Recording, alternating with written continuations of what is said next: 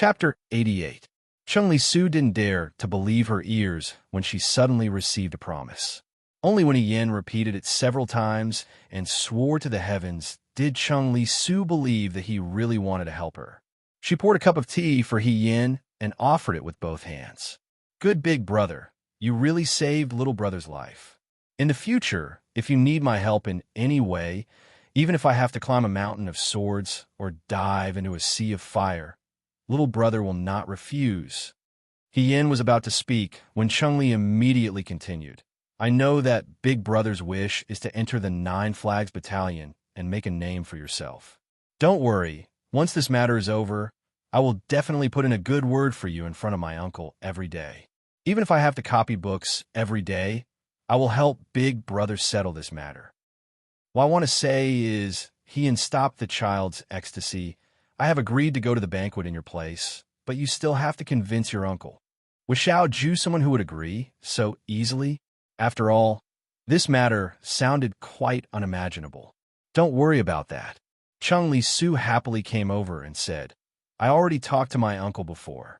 I only dared to come to you after my uncle agreed." "Xiao Ju agreed?" Yin was stunned. "Perhaps she feels guilty for not letting you enter the 9 Flags Battalion before, so she wants to give you a chance to prove yourself." Chung Li-su looked at Yin sincerely. "So you see, big brother, you going to the banquet in my place is God's arrangement." Yin didn't have time to pay attention to Chung Li-su's nonsense. He was just surprised that Xiao Ju agreed so easily. This wasn't his style of doing things. Could it be that there was another trap? Seeing that Yin was silent, Chung Li-su became anxious again. "Big brother, are you going back on your word?" "No," Yin said helplessly. "I'm just thinking about how to pretend to be you. After all, I'm different from you. Don't worry that Yuan Baojin hasn't seen my appearance, so he won't expose me. However, I still need to explain some things to you so that you won't find out. I love mushroom chicken the most, and I hate rice porridge the most." She didn't like people following her around.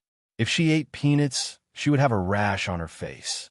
"I have to bathe every day, change my clothes frequently, and use some incense." Yin only saw the extravagant and luxurious life of a rich man's son. He shook his head unconsciously. Chung Li-su talked for the time it took for a joss stick to burn. She talked until her mouth and tongue were dry before she stopped. She picked up the teacup and quickly moistened her throat. Only then did she come back to her senses. "Big brother, did you remember what I said just now?" "Yin, I'll remember." She said, "If there's anything else you want to tell me, say it all. Let me think about it."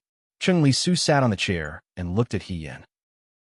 Yin was about the same age as him. His appearance was already outstanding among the new recruits of Liang province. However, he didn't seem to be clumsy or strong at all. Instead, he seemed to be a little thin and weak. However, this was just right for him. If he was dressed like a rich man's son. "I almost forgot something important." Chung Li-su slapped her forehead. "You can't go to the banquet dressed like this. In any case, I'm the young master of the right minister's residence. How can I dress so shabbily? Just you wait." He ran into the inner room and fiddled with something. Not long after, he came out with a bundle. "These are some clothes I picked out. Take them and wear them. Our figures aren't too different, so you should be able to wear them all. Even if they're fake, big brother, you should still wear them. Other than my good looks, I don't have any other good points. If even this good point is forgotten, then wouldn't I be completely useless?" Yin couldn't help but sigh in amazement at the way he described the embroidered pillow, as if he was in the right. He turned around and took out a small box from the drawer. He put some things in it and handed it to Yin. "These are some hairpins, fans, jade pendants, and so on. If you want to put on an act, you have to put on a good show. These are necessary." Yin said, "You're really thoughtful." Chung Li-su scratched her head in embarrassment. You flatter me, you flatter me." Yin put away the bundle and box, then asked, "Did you really talk to your uncle? You didn't lie to me, did you?" No, Chung Li-su said, "Come here tomorrow morning at 7 in the morning. We can probably set off then." "So soon?" Yin was surprised. Originally, it was going to take a few days. Yuan Baojin hasn't arrived in Liang province yet. However, Uncle needs to go to the city first to find a craftsman to repair his evening fragrance zither. That's why we have to go earlier. Yin thought about the zither he had crushed and fell silent. Chung Lisu patted him on the shoulder. Big brother I'm counting on you this time. Thank you. Yin carried a bundle full of things back to the new recruit's bunk. Wang Ba and the others had not left yet. They were eating the moonballs that Yin had brought from Chung Lisu last night. Seeing Yin come back with things in his hands, Wang Ba said sourly, "Oh, you went to receive filial piety again. Did young master Chung give you food again?" Xiao Mai stared at the bundle in Yan's hands. She was almost drooling. What's so delicious in such a big bundle? Yin slammed the cloth bundle on the table. The cloth bundle was loosely tied, so when it fell apart, it revealed the things inside. It was not the food that everyone expected. It was actually some clothes and accessories. This was unexpected. After a while, Hong Shan asked hesitantly, "Hey, why did young master Chung give you clothes?" "We can't wear normal clothes in the military camp. I'm going to the city with military governor Xiao tomorrow." Yin said, "He's probably afraid that I'll embarrass military governor Xiao if I dress too shabbily. That's why young master Chung specially gave me some clothes to decorate my appearance." "You and military governor Xiao?" Huang Xiong looked at him. "This is a good thing. Why do you look so unhappy?" If last night's incident did not happen, Yin would also be very happy. After all, he could get a lot of information from Xiao Ju. But after last night's incident, he was afraid that Xiao Ju would dislike him even more. Who knew if he did something wrong and angered this second young master? He could only brace himself for now. "I'm so happy that I don't know what expression to make," Yin answered. Everyone surrounded him and asked him a lot of questions. Finally, he managed to get everyone to leave. When night fell, Yin was still thinking about this matter before he went to bed. The reason why he agreed to help Chung Lisu attend that troublesome banquet was, of course, not because he and Chung Lisu were close brothers, nor was he so chivalrous. He only agreed because he heard Yuan Baozhen's name. Yin had seen Yuan Baozhen before. When she was conferred the title of General Fei Hong, He Rufei received the reward on her behalf. After Yin became his daughter, he had seen this person once at the He family. At that time, Yuan Baozhen was standing with He Yuansheng and his son. Yin had even bowed to him. Looking at the way He Rufei spoke to him, it seemed like they were very close. Yin had thought at that time that He Rufei had just received the reward. In reality, he wasn't very close to his colleagues in the Shuajing Imperial Court. He didn't expect that he would have a close friend so quickly. Now, that He Rufei's friend had come to Liangzhou, it just so happened that he had a bit of a relationship with Chung Lisu. If he could take this opportunity to get close to He Rufei and find out some information, perhaps it would be helpful for his future. If he wanted to stand out and reach a position where people would listen to him, he needed to make some contributions in the military. However, Liangzhou was thousands of li away from the capital. It was also too far away from the He family, so a lot of information couldn't be transmitted over. Yuan Baozhen's arrival in Liangzhou could be considered a pillow delivered to him when he was sleepy. However, he didn't know what Xiao Ju's intentions were. He actually agreed to Chung Lisu's inconceivable method. Yin couldn't understand Xiao Ju anymore. He thought that he would pick him to enter the Vanguard Battalion, but he picked Lei Ho. He thought that he wouldn't let him pretend to be Chung Lisu, but he actually agreed. Next to him, he heard the sound of someone snoring in Hongshan. Yin turned over and closed his eyes. Forget it. Since he couldn't figure it out, he would just follow him personally. Along the way, he had plenty of time to figure out what Xiao Ju was thinking. He would deal with whatever came his way. Yin wasn't necessarily afraid.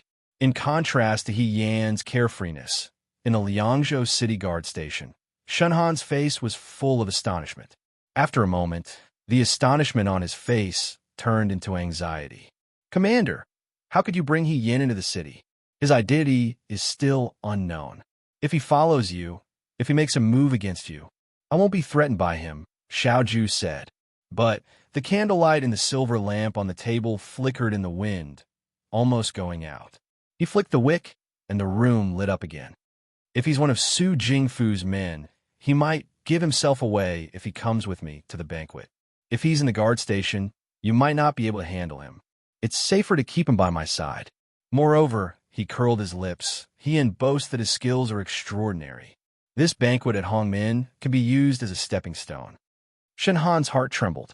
Xiao Ju wanted to use He Yin as a scapegoat. Military Governor Xiao was still the same old military Governor Xiao.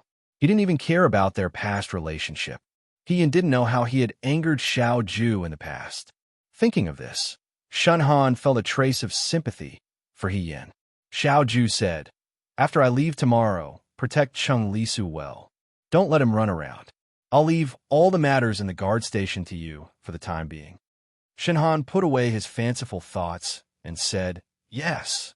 The next morning, when Xiaomai woke up, he found that the bed next to him was empty. He rubbed his eyes. It was still early, and the other people in the room hadn't woken up yet. He Yan's bedding was neatly folded, but he was nowhere to be seen. Mai Tai asked curiously, could it be that He Yan had already left? But didn't he say yesterday that he would only depart at 7 in the morning? It wasn't time yet. After a while, everyone woke up one after another and found that He Yan was gone. Hong Shan said, "That kid didn't leave just like that, right? He didn't even say goodbye. Did he leave because he was afraid of waking us up?" Xiaomai probed. "Who knows? Sure too. Have you seen him before?" Hong Shan asked. Sure too shook his head no. The few of them looked at each other in dismay, all of them confused. That being said, they couldn't just wait for He Yan here. They still had to run later, so they all got up and washed their faces. Xiaomai had already put on his clothes and was the first to clean up. He pushed the door open and ran out, intending to grab the hot biscuits. Sure Tu and Hong Shan were still washing their faces when they suddenly heard Xiaomai shouting outside, "Big brother, Brother Shan, what's wrong now?" Hong Shan wiped the water droplets off his face. "We're washing our faces. Come out and see." Xiaomai couldn't suppress the excitement in his voice. Hong Shan looked at Shi Tu in confusion. Shi Tu expressed that he didn't know either. He shook the water off his hands and walked out of the room, saying, "Xiaomai, next time can you not be so?" His voice came to an abrupt halt. Ian stood facing him and said with a smile, "Brother Shan, how do I look?" Hong Shan opened his mouth, but didn't say anything for a moment. The other recruits in the room also came out one after another at this moment. When they saw He Yin, they all surrounded him with a wall of sound, talking all at once. "You look good. He Yin, you look like a young master from a rich family in the capital. Not just a young master from a rich family. I think it wouldn't be wrong to say that he's from the palace." "Forget it. You're talking as if you've seen someone from the palace." "I haven't, but I imagine someone from the palace looks like this. These clothes aren't cheap. He Yin, can I wear them too?" "Bah, can you wear them? Don't ruin the clothes. Go away."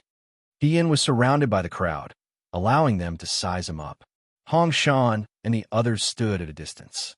Xiaomai looked at He Yin with sparkling eyes and said, "He is so good-looking.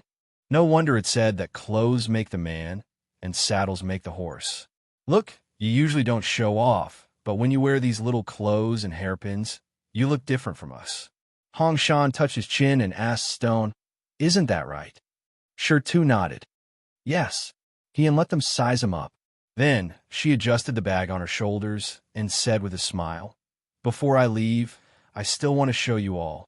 My brothers all say that I look good, so I'm relieved. I won't embarrass the Liangzhou guards."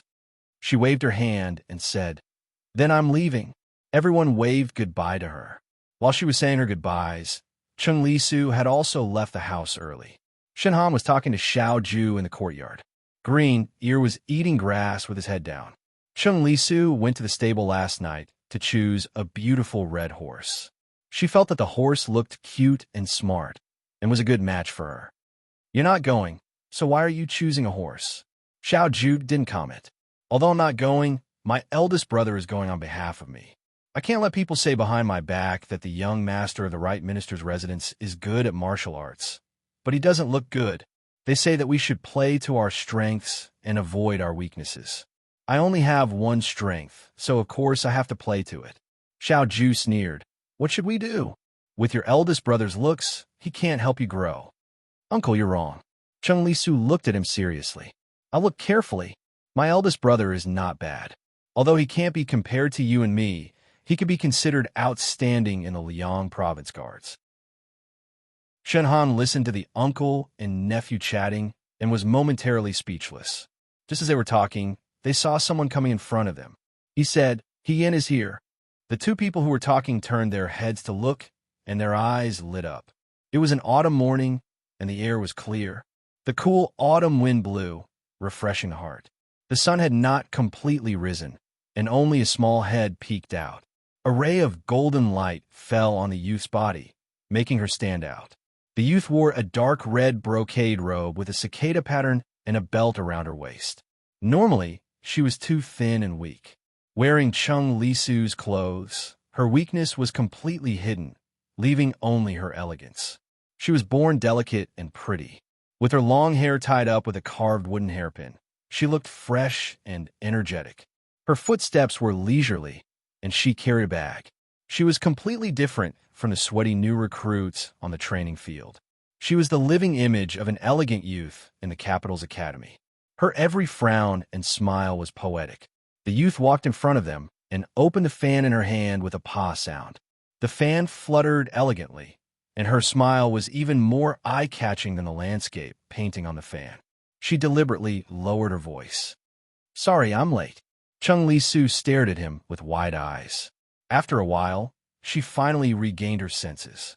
She circled around He Yin and was unable to contain her joy. "Eldest brother, I didn't expect you to be such a handsome man. The Liang province guards have really buried your charm. Looking at you now, you're almost catching up to me."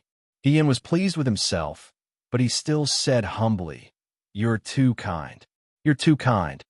She went to the riverside early in the morning and changed her clothes when no one was around. Chung Lisu's clothes were mostly yellow. This youth loved bright colors, but He Yin felt that it was a bit frivolous. It wasn't easy for her to find a color that wasn't so flashy. She also picked out a simple hairpin from a box. She stood by the riverside and looked at the surface of the river for a long time. In order to ensure that nothing unexpected happened, she even showed it to Hong Shan and the others. The new recruits of the Liang province guards all applauded. She thought that it wasn't bad. In her previous life, when she disguised herself as a man, she had no choice but to wear a mask. Now that she could openly look like a young master, she felt a strange sense of nervousness. Shenhan looked at He Yin from the side and sucked in a breath of cold air in his heart. He originally thought that He Yin was just a youth. Even if he had feelings for Xiao Ju in the past, how could he have caught Xiao Ju's eye? After all, there were countless beautiful women who admired Xiao Ju. Now that he saw He Yin like this, he understood a little. It was normal for a woman to be so beautiful, but it was rare for a man to be so beautiful. Moreover, this youth's skills were outstanding and his temperament was good. If it wasn't for his identity being suspicious, in fact, it wouldn't be strange for him to stand together with military Governor Xiao. Chung Lisu was still talking endlessly. He Yin looked at Xiao Ju and saw that Xiao Ju was still standing in the same place. Her gaze swept over him calmly, without the slightest hint of appreciation. He immediately felt mischievous and walked over to Xiao Ju's side. "Military Governor." She half opened her folding fan and covered her face as she laughed softly. She looked like a lecher who was teasing a woman from a good family. "What do you think of me?" The young man looked at her indifferently. After a moment, he bent down slightly and lowered his head until it was almost at her ear. His voice was lower and hoarser than normal youths when he was young. Now that he was older, there was a hint of laziness and magnetism in his voice. "You actually—" He Yin seemed to be able to feel the other's hot breath by his ear. He Yin inexplicably felt his face blush. He thought to himself, to hear this face praise someone with this kind of tone, not everyone could withstand it. "You're even shorter than Chung Lisu." He finished the rest of his sentence. He Yin took 2 steps back and looked at him in disbelief. Shouldn't normal people say, "You're actually so eye-catching," or "You're actually so stunning"? Shorter than Chung Lisu? The handsome young man looked as if he didn't think he was bad enough. He looked at her and curled his lips. "Also, you're wearing your belt the wrong way." He brushed past her and walked forward. He Yin looked down. Chung Lisu's clothes were complicated. She had never worn this kind of clothes before and didn't know how to tie it. Now that she heard the reminder, she hurriedly undid it. When Chung Li-su saw this, she finally understood and came over to help. "Ah, I forgot to tell you. My belt is different from other people's. You have to tie it like this." Ian looked at Xiao Ju's back and gritted his teeth. Xiao Ju definitely didn't let her be Chung Li-su's substitute because he felt guilty towards her during the battle for the flag. Ian seriously suspected that he brought her along just to make it easier for him to humiliate and torture her. They were really born to be enemies. The Liangzhou guard arrived at the city and rode nonstop. It took about 6 hours. They set out in the morning and arrived in the afternoon. Other than He Yin and Xiao Ju, there's also a guard named Fei Nu, probably because she wasn't the real Chung Li-su. They didn't even need a carriage. They rode all the way and didn't even have time to eat. They finally arrived at the city in the afternoon. The last time He Yin came to Liangzhou City, he had just arrived with the new recruits from Shuajing. However, he didn't stop in the city and went directly to the guard station at the foot of Mount Baiwei. Now, she changed into the clothes of a normal young master and came to the bustling city. Unlike Shuajing, Liangzhou had a different style. This place was in the east and had 4 distinct seasons. Although it wasn't as prosperous as the capital, it could still be considered lively. People came and went hurriedly. In the city, they didn't have to ride as fast. Ian looked around as he walked and felt that he couldn't get enough of it. However, Xiao Ju didn't come to the city to sightsee. They arrived at an inn. This inn looked like it was one of the most luxurious in Liangzhou City. It had 3 floors. The exterior was decorated magnificently. When they arrived at the entrance of the inn, Xiao Ju dismounted from her horse. The waiter helped lead the horse to the stable, and they walked into the main hall together. To be honest, although He Yin was the eldest young master of the He family, he had never stayed in a particularly expensive inn. Xiao Ju was as extravagant as his nephew. Even the place to rest was so particular. He Yin was thinking this when he heard Xiao Ju say to the innkeeper, 2 rooms. 2 rooms? He Yin was surprised. I'll share a room with Fei Nu. It wasn't easy for her to leave the barracks. Couldn't she have a room by herself? Chung Li-su also told her to bathe every day. How could she bathe with Fei Nu in the room? Or else? Xiao Ju stared at her and asked, "You want to share a room with me?" No. He Yin said, "Then I'll share a room with Fei Nu." What a joke. She wasn't that ignorant. After all, second young master Xiao was as pure as ice and as pure as jade. How could he share a room with such a crude person like her? He Yin silently cursed. Second young master Xiao should live with the bodhisattva in the temple. Just put an incense burner in front of him and he would be worshipped. Xiao Ju ignored him. The innkeeper took the money and ordered people to clean up the rooms. Since the morning, the 3 of them hadn't eaten lunch. They could eat on the first floor of the inn, so they planned to eat here before going upstairs. The innkeeper could probably tell that Xiao Ju was either rich or noble. He stood at their table and said, "Our signature dishes are green bean noodles, steamed 5-flavored gluten, spicy shredded tripe, sesame rolls, wild duck with 8 treasures, shredded chicken with cucumber, spicy pigeon. What would you like to order?" Before Xiao Ju could speak, He Yin asked loudly, "Innkeeper, do you have mushroom chicken?" Yes. The innkeeper quickly replied. Xiao Ju turned her head and looked at her calmly. He Yin blinked. "What's wrong, uncle? You know that mushroom chicken is my favorite dish." Fei Nu. Chung Li-su had told her that she had to be thorough when putting on an act. Now that she was in Liangzhou City, she was no longer He Yin. She was Chung Li-su, second young master Zhao's nephew. Was it wrong for her nephew to want to eat her favorite dish? Absolutely not. Xiao Ju looked away and said, "Give him mushroom chicken." Why was she so easy to talk to? He Yin's heart skipped a beat.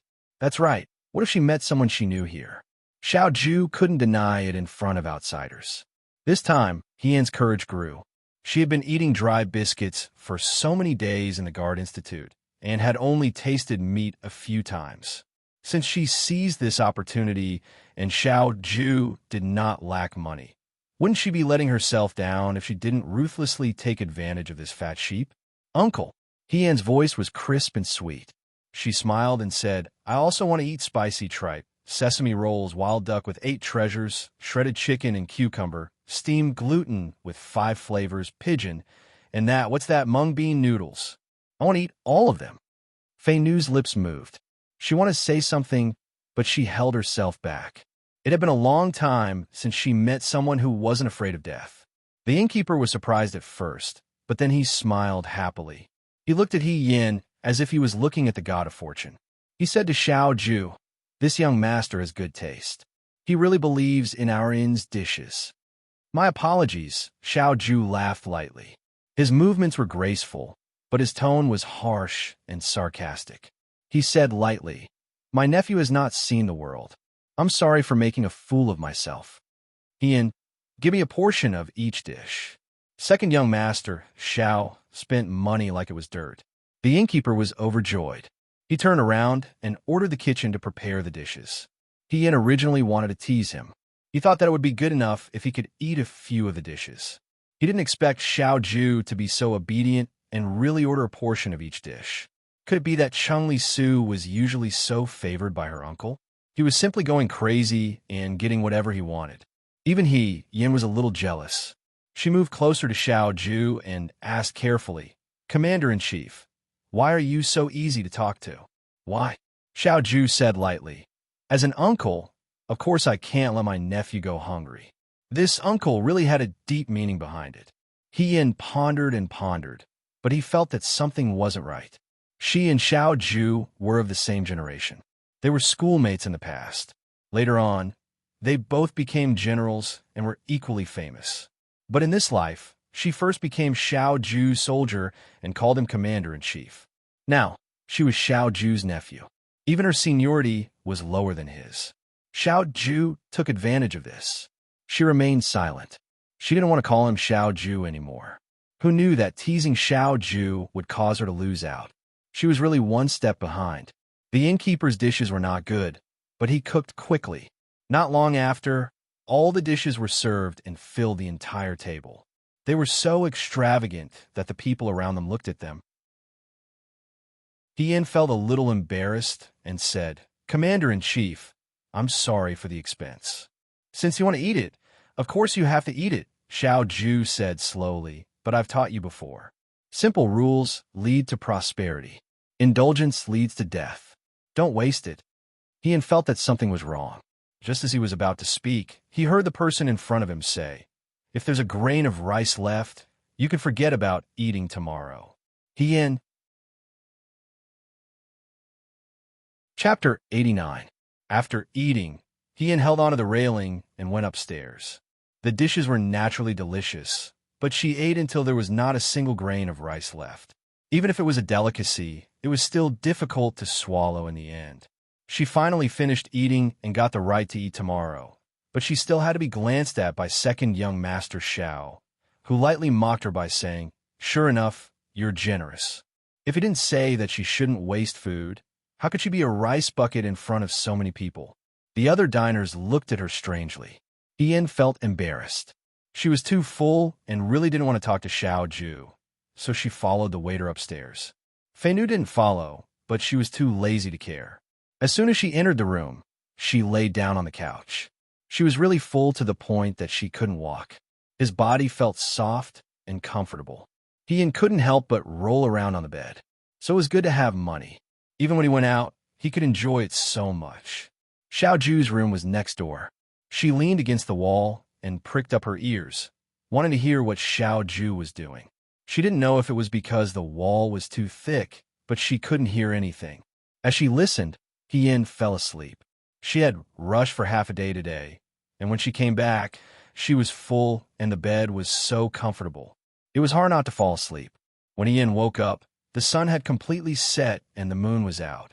She opened the window and saw that the lanterns downstairs were already lit. Not far away, there was the sound of singing in a restaurant. Yin rubbed her eyes, drank a cup of water, got up, and opened the door. She walked to Xiao Ju's room and knocked on the door.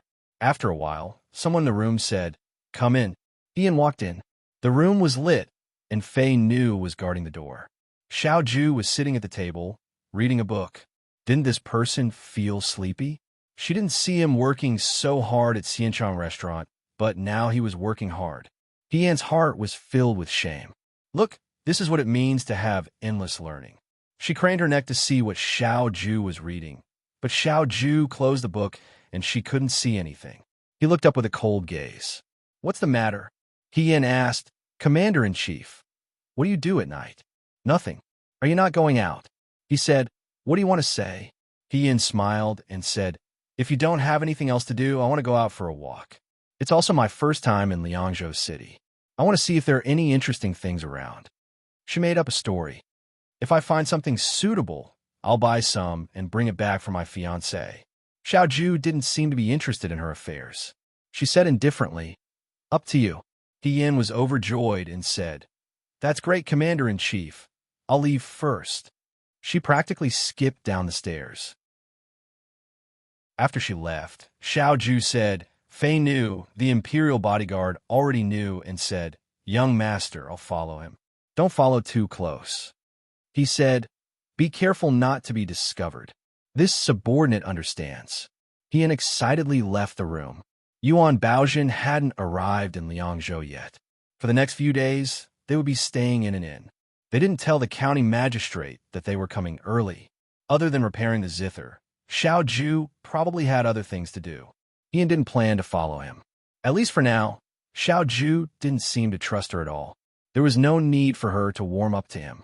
She also didn't want to stay in an inn and read books like Xiao Ju. It would remind her of the terrible memories she had when she was studying at the Xianchang school. The night was perfect, so she took advantage of this time to walk around. Although Yuan Baojin hadn't arrived in Liangzhou yet, if he wanted to know about the He family, there were other ways. Wherever there was a tavern or a tea house, as long as he shouted, I know that recently General Fei home, it would lead to countless topics. She wasn't boasting, but during the years when she was most famous, many storytellers would tell stories about General Fei home every day. Of course, they would also tell stories about General Fengyan. At night in Liangzhou, there weren't as many people on the streets as in Shuo, but it wasn't deserted. The street vendors also sold local products. Ian walked and looked around. She only had 1 ingot of silver that she received from the flag fight. Although Xiao Ju was her uncle, he didn't have any intention of giving her money to spend. Fortunately, Ian had already eaten and drunk enough. He didn't want to spend money, so he just looked around and didn't buy anything. About 10 steps behind her, Fei Nu was following closely. Xiao Ju suspected that Yan's identity was different. This time, he brought her to Liangzhou to keep an eye on her and see if she secretly contacted people from Su Jingfu. Fei Nu followed him diligently, but in the end, he was still a little puzzled. This young man looked around as he walked, as if he had never been out shopping before. It was extremely novel. He said that he wanted to buy some trinkets for his fiancée, but he didn't buy a single one even though he looked around. Either he was a stingy person and couldn't even bear to give a box of cosmetics to a girl, or he was lying and was just trying to cover it up. He turned around a street and walked into an alley. Fei Nu remembered Xiao Ju's words and didn't dare to follow too closely. When he estimated that Yin was about to reach the end of the alley, he turned into the alley. As soon as he entered, he was stunned. The alley was empty, and there were only a few hanging lanterns floating in the wind. There was no one in sight. Fei Nu cursed in his heart and quickly walked to the end of the alley. There was a big road at the end of the alley, and there were crowds of people on both sides. He didn't see the young man. He was discovered. He clenched his fists. Not only that, but he also lost him. He flicked his sleeves and walked forward without saying a word. Liangzhou City didn't look very peaceful, and there were many bandits and thieves.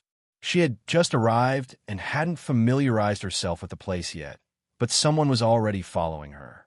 The other party had been following her all the way. She thought that she hadn't offended anyone yet, so they probably wanted to take advantage of her. However, she was still keeping an eye on Cheng Lisu's identity, and Xiao Ju was still at the inn. It was better not to cause trouble. Therefore, she didn't make a move. She didn't even meet the other party face to face. She just quietly got rid of the person behind her. Without a tail, it was easier to walk around. However, searching like this wasn't a solution. He stopped a passerby on the street and smiled. Brother, do you know where the largest restaurant in the city is? That person looked at He Yin from head to toe.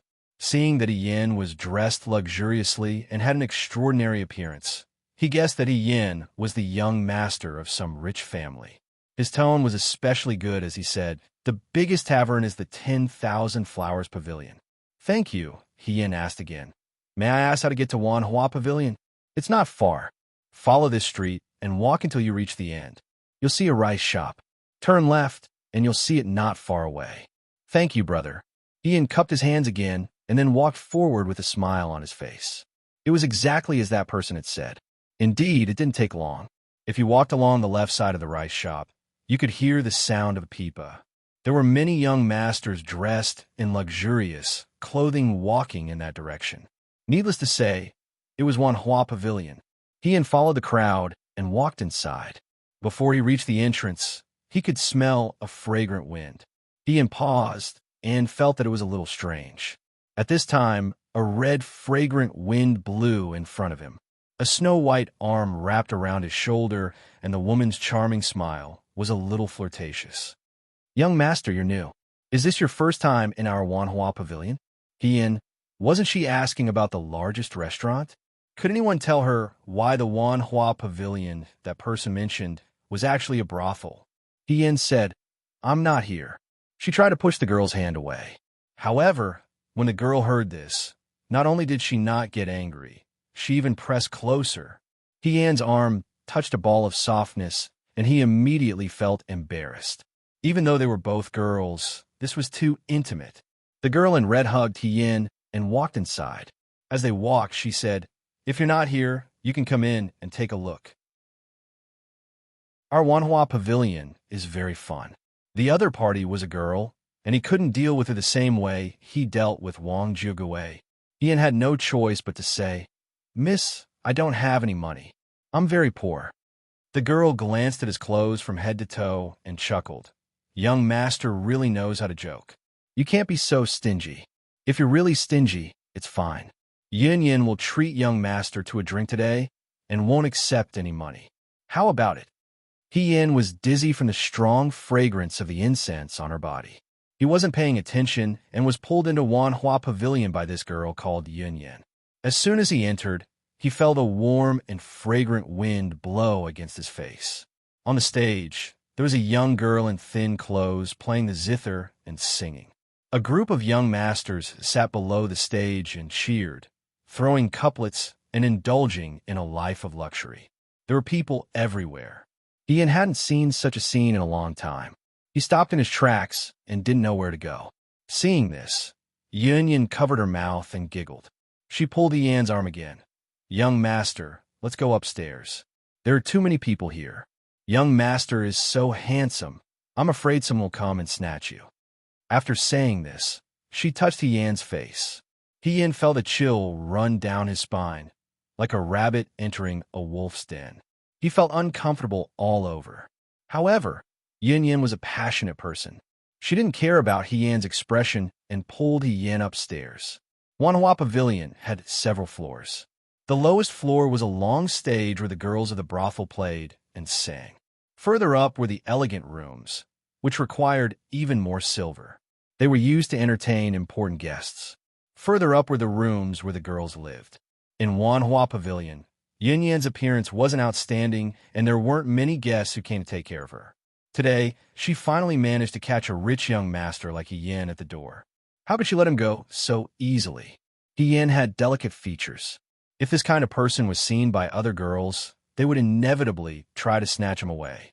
There were too many monks and too little gruel. Of course, she had to take the initiative and lock him in her room. She kept pulling He Yin's arm and refused to let go. He Yin pondered how to get away naturally. When he reached the second floor, he didn't see the guest hugging the girl. "There's no one upstairs?" He Yin asked. Yin Yin laughed.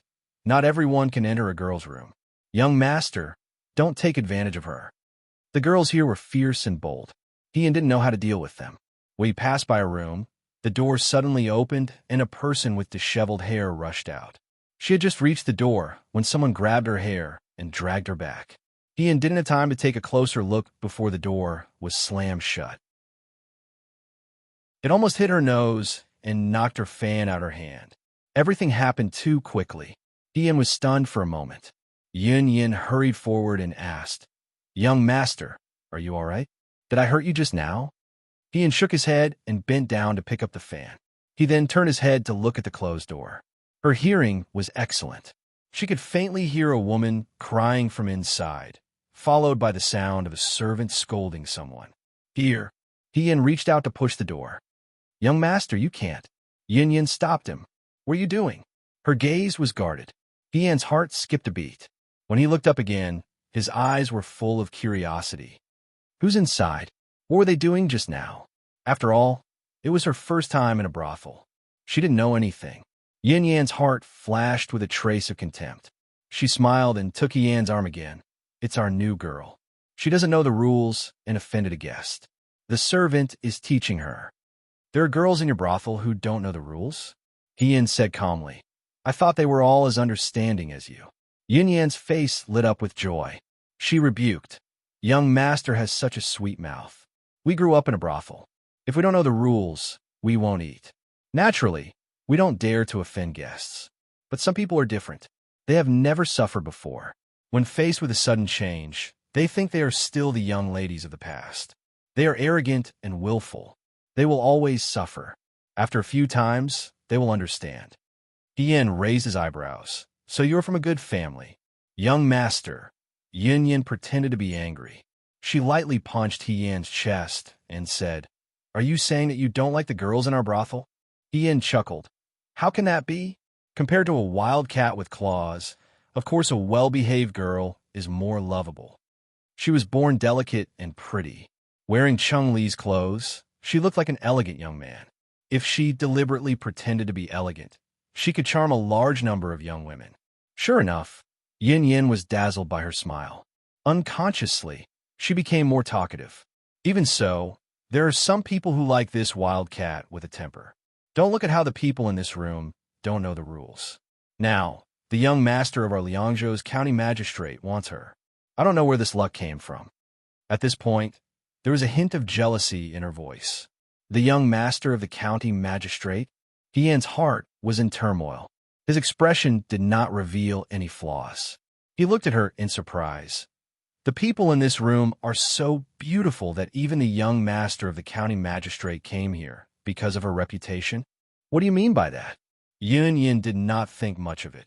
"When this girl first came to our pavilion, Mother wanted her to receive a guest. The guest was young Master Sunday, who knew that she would be so fierce.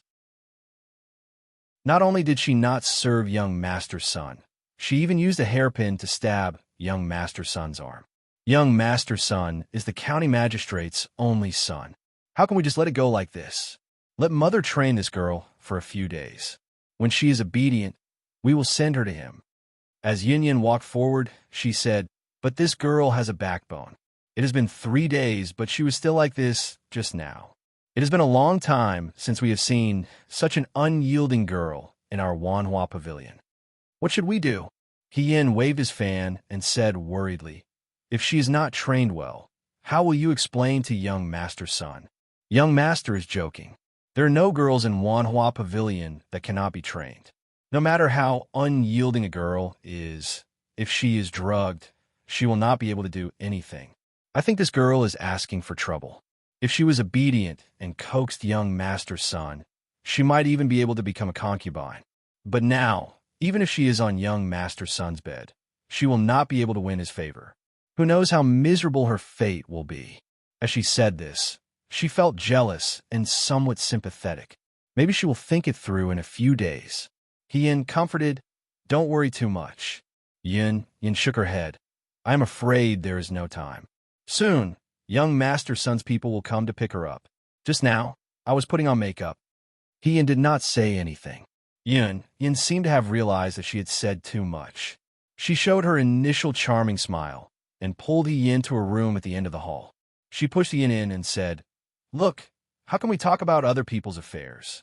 Young master, why don't we talk about us?" This was a woman's boudoir. It was not very big.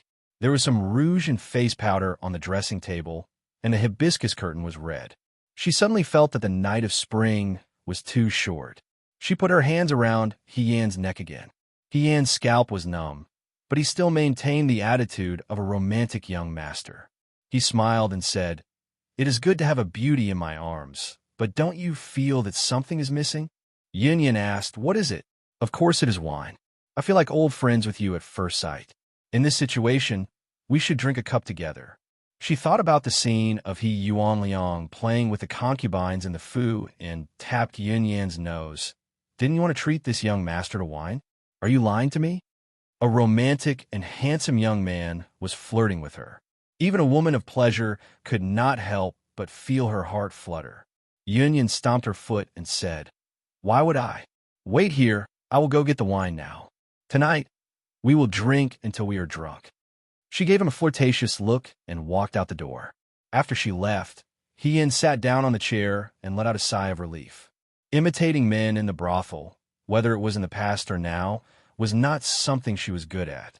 It was really killing her.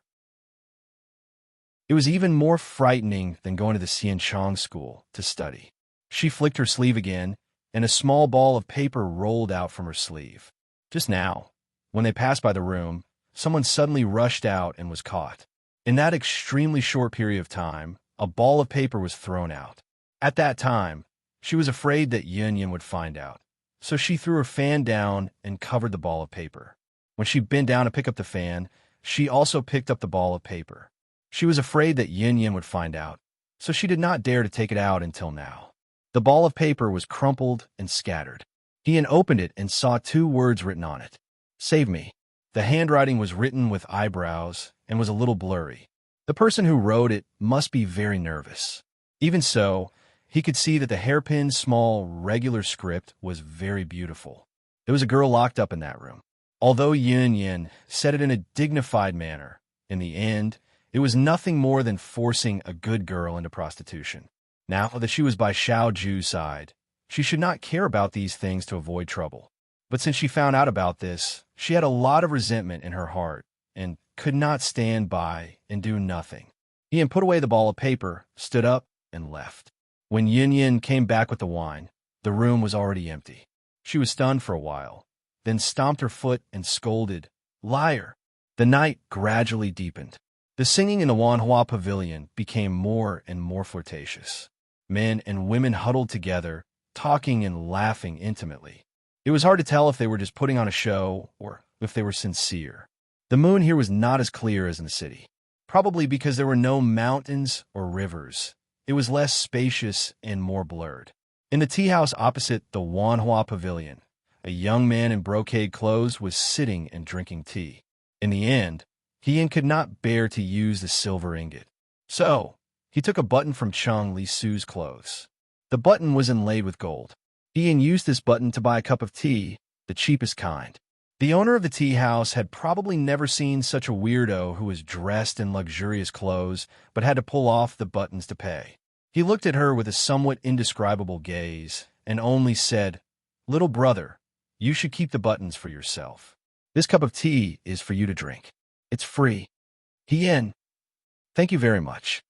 She slowly put the button back in her pocket, thinking that she would sew it back on for Chungli after a while.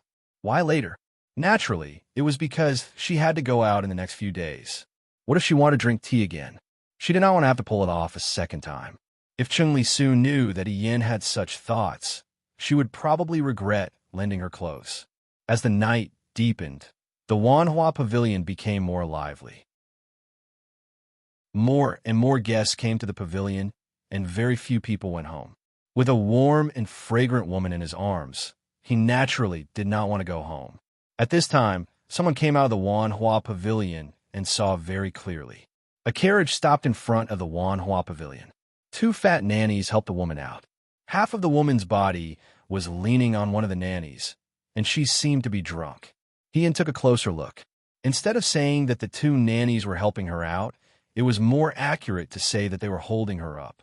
This was probably the strong-willed girl that Yin mentioned that the young master had taken a fancy to.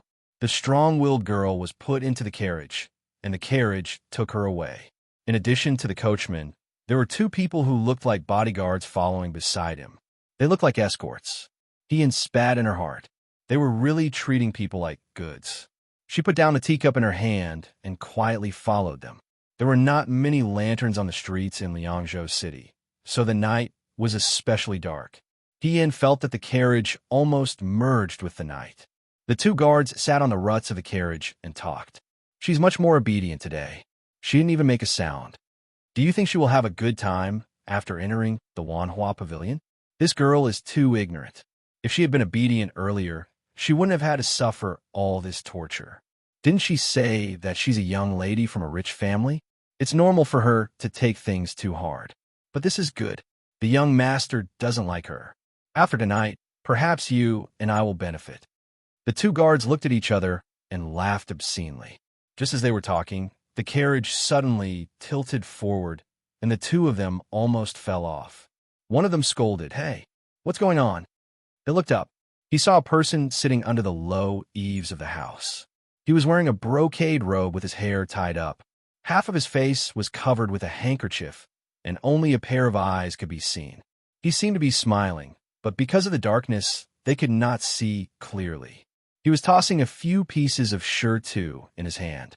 The carriage stopped because a piece of shirtu had scratched the wheel, and the carriage could not move. "Who are you?" The guard got off the carriage and shouted. "Is there something wrong with your head?" The man spoke in a low voice, but could not hide the arrogance in his words. He pointed at himself and said, "I'm dressed like this. Of course, I'm robbing." "Robbing? In broad daylight?" No, it was a dark and windy night. But in Liangzhou City, this word had not been heard for a long time. More importantly, there was someone in Liangzhou City who dared to rob them. "I think you're tired of living." The guard sneered. "Do you know who we are?" "Yes," the man said lazily. "Magistrate's son, a member of the Sun family." "If you know, how dare you?" "Yes, I dare." His words were interrupted by someone. The next moment, he saw that person rush down from the eaves and rush over. It was late at night, and there was no one on the road. The coachman was so scared that he had abandoned the carriage and ran away. The two guards did not stop there.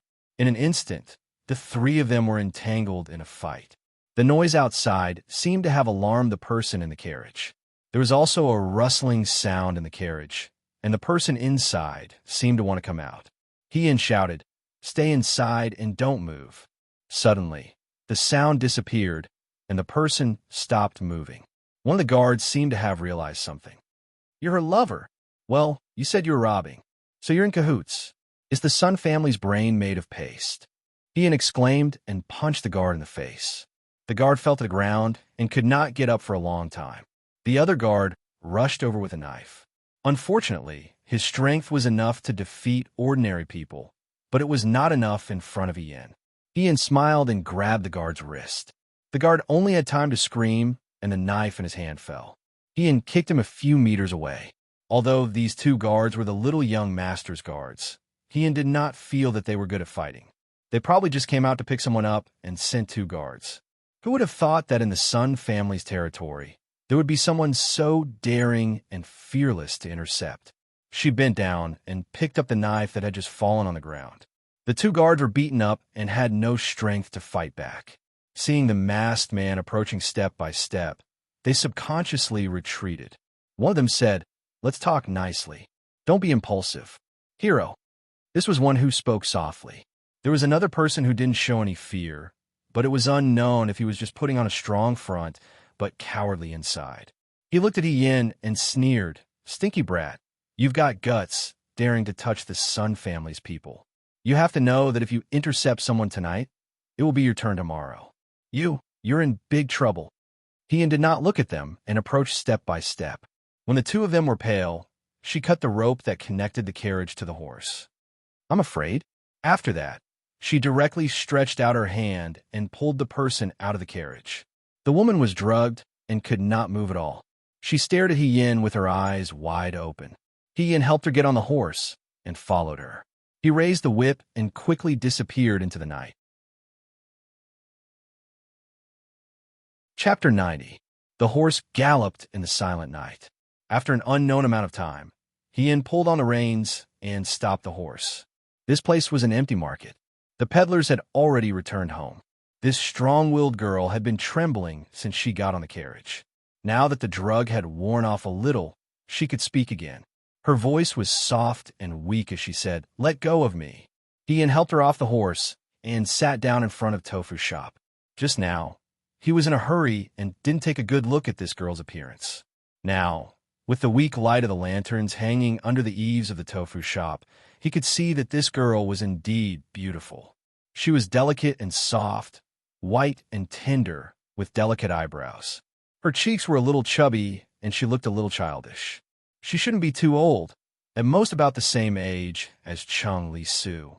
She was such a young girl, but she was dressed like a demon by the people of Wanhua Pavilion. She wore an inappropriate thin gauze dress and heavy makeup. She was so cold that she was shivering. As soon as he sat down, the girl shrank back and looked at Yin with vigilance. "Who are you?" Yin was stunned for a moment. When he came back to his senses, he thought that this girl must have thought that he was a flower thief. He took off his scarf and said with a smile, "Don't be afraid. I'm someone who came to save you. It's just that it wasn't convenient for me to show my face, so I used a scarf to cover my face. I didn't scare you, did I?" Under the moonlight, the young man who took off his scarf had delicate eyebrows. His soft voice made people gradually let down their guard. "How did you know?" She was still struggling to speak. Ian took out a ball of paper from his sleeve. "The one you threw out. I picked it up. I heard that Wanhua Pavilion forced girls into prostitution, so I hid it in the tea house next to Wanhua Pavilion. I followed the carriage that took you away." Ian looked at the girl. "Are you okay? They didn't hurt you, right?" It would have been better if he didn't say this. As soon as he said this, the girl's eyes turned red. She trembled as she reached out her hand. Her 10 fingers were shockingly swollen. She didn't know what had pinched her. The girls in the brothel, especially the newcomers, even if they didn't know the rules, they should be taught a lesson. Their mother wouldn't use methods that would leave marks on their bodies. After all, the girls still had to go out to entertain guests. If she had bruises on her body, the guests' appetite, the loss would not be worth it. Therefore, she came up with this method of torture. Ian felt a bit of heartache. Whose family's daughter was ruined like this? Her parents' hearts were about to break. She softened her voice and asked, "Miss, where is your home? I'll send you home first." "Home?" The girl was stunned for a moment and looked at Yin. After a while, she answered, "My home is in Shuajing, and, bye." The little girl said, I escaped from my marriage. Originally, I wanted to go to Yangzhou, but halfway through, I got the wrong direction and came to Liangzhou. Originally, I only wanted to stay in Liangzhou for a few days, but I didn't expect to be seen by Sun Ling. She hatefully said, "If I return to the capital, I will definitely teach them a lesson." Yin. This little girl looked weak and delicate, but her guts were too big. She dared to run from Shuo to Liangzhou. What's wrong? Is it the trend in the capital to run away from marriage? Chun-Li was like this, and now this girl was also like this. Yin said, "Did you come alone? Do you know anyone in Liangzhou? Do you have a place to stay?" The girl shook her head. Yin was also in a difficult situation. She was so big. Could it be that he had to bring her back to the inn? Xiao Ju wouldn't beat him to death, would she? Although in a few days, they were going to County Magistrate's son's mansion for a banquet. Although she had just kidnapped someone from County Magistrate's son's son. The girl seemed to see Yin's difficulty and sat up with difficulty. She bit her lip and said, You don't have to worry about me. I will hide myself. Your great kindness. When I return to Shuajing, I will let my parents repay you. What do you want? Gold, silver, jewels, beautiful women. What's your name? When I go back, I will. Little girl, you can't even protect yourself now. Ian held his forehead. It's hard to say if you can even walk out of Liangzhou. Don't talk about something so far away. So what? The girl avoided his gaze and said with red eyes, I won't beg you anyway. The young masters and young ladies from Shuo all had a temper. Ian thought, it's good to be firm, but it's not good to be too firm. If Chung Lisu was here, she would be able to adapt to circumstances. She would be able to avoid a lot of physical pain after entering Wanhua Pavilion. Ian pulled her up. Let's go. Where to? Of course to my place. This young lady, Ian helplessly said, I've just kidnapped you. Presumably, not long after, young Master Sun will search the entire city for your whereabouts. It's so late at night, and you have nowhere to go. In the end, you'll be found by Sun Ling. He'll only torture you even more. I've worked so hard for an entire night. Is this the result I want? The girl didn't have much strength. He helped her onto the horse. She said hesitantly, "If you bring me home, I will bring you trouble. The Sun family is powerful in Liangzhou. You." This little girl's heart was clear. He urged his horse and said, "Don't worry. My family still has the power to cover the sky in the Great Way." If there was no other way, he could bring up Xiao Ju. Second young master Xiao was powerful in a way. Ian asked, "I forgot to ask you. What's your name?" "My name is Tao Tao," she said. Tao Tao. The name sounded familiar. Ian thought about it carefully, but couldn't remember where he had heard it before. The situation was urgent, so it wasn't the time to be fooling around. After sending Tao Tao back to the inn, he would interrogate her in detail after tonight. Ian didn't grow up in Liangzhou, so he didn't know the way to Liangzhou. Fortunately, she had a good memory. She followed the original path and found the inn they came from. Afraid that someone would discover Sun Ling's horse, he and Tao Tao dismounted far away from the inn. He patted the horses, but in the opposite direction, and watched it gallop into the night. Second young master Xiao was quite good at picking inns. This place wasn't as lively as the Wanhua Pavilion. It was much quieter. It was late at night, and almost no one was around.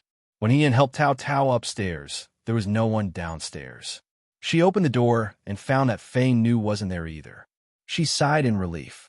There was water in the room. Ian said, "Wash your face first.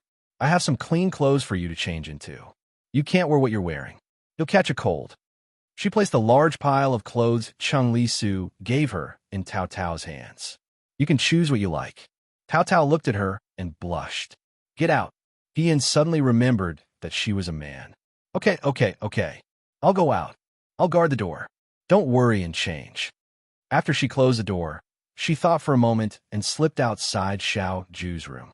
She put her ear to the door, wanting to hear if Xiao Ju was there. The lights in the room were off. She didn't know if Xiao Ju was asleep. Ian whispered, Governor. There was no response. She reached out and gently knocked on the door. Still, there was no answer. Ian stood up and hesitated for a moment before pushing the door open.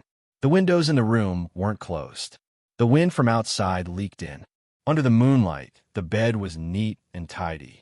There were no traces of anyone sleeping there. Xiao Ju was long gone. The autumn sword he left on the table was also gone. This person and the sword never left their hands. They must have gone out. Ian also noticed that the familiar guqin was still on the small table next to them. Ian pursed her lips and cursed in her heart. She said that she was here to fix the guqin, but in reality, she must be doing something confidential in Liangzhou City. Fei Nu wasn't here either. This master and servant must have gone out to do something. They didn't even bring her along. It was obvious that they didn't trust her. Although Ian already knew that Xiao Ju didn't trust him and that it was reasonable, he still felt a little uncomfortable in his heart. In any case, they were schoolmates and had known each other for so many years. When they went out to do things, she wouldn't tell anyone. How petty. She left Xiao Ju's room and closed the door behind her. On the other side, Tao Tao had already changed. She opened the door and saw Ian. She lowered her head and said, "I'm done." Ian pushed her in and said, "The walls have ears. Come in and talk." She lit the lights in the room. Tao Tao looked much more delicate after changing into Chung Li Su's clothes. Chung Li Su's clothes were mostly bright and colorful. The white robe on the little girl made her look even fairer and prettier. Her eyes were still red, and her hair was draped over her shoulders. She was as obedient as the snow-white bunny Yin had seen before. He could tell that she was a pampered girl who was carefully raised by a rich family. "I'm sorry. I shouldn't have said that. But your taste in clothes is really bad." The little bunny wasn't as cute when she spoke. Tao Tao frowned and pointed at the carp on the clothes. "It's really gaudy. Ian, this young lady, what time was it that she still had the mood to look at clothes? Were all the young ladies from Shuajing like this?" Ian thought that he wasn't like this in the past either. She coughed lightly and said, "We have no choice now. Miss Tao Tao, you should delay the matter of the clothes for now." She passed Chung Li Su's box of hairpins to her. First, choose one that you don't think is gaudy and tie up your hair. You can't dress up like a girl right now. Why? Tao Tao didn't understand. Sunling will probably send people to find you soon and capture all the women in the city who look like you. We won't be spared. Tao Tao heard this and became nervous. Then what should we do? Don't worry. I'll think of a way to send them away. It's already so late. You haven't eaten anything yet, right?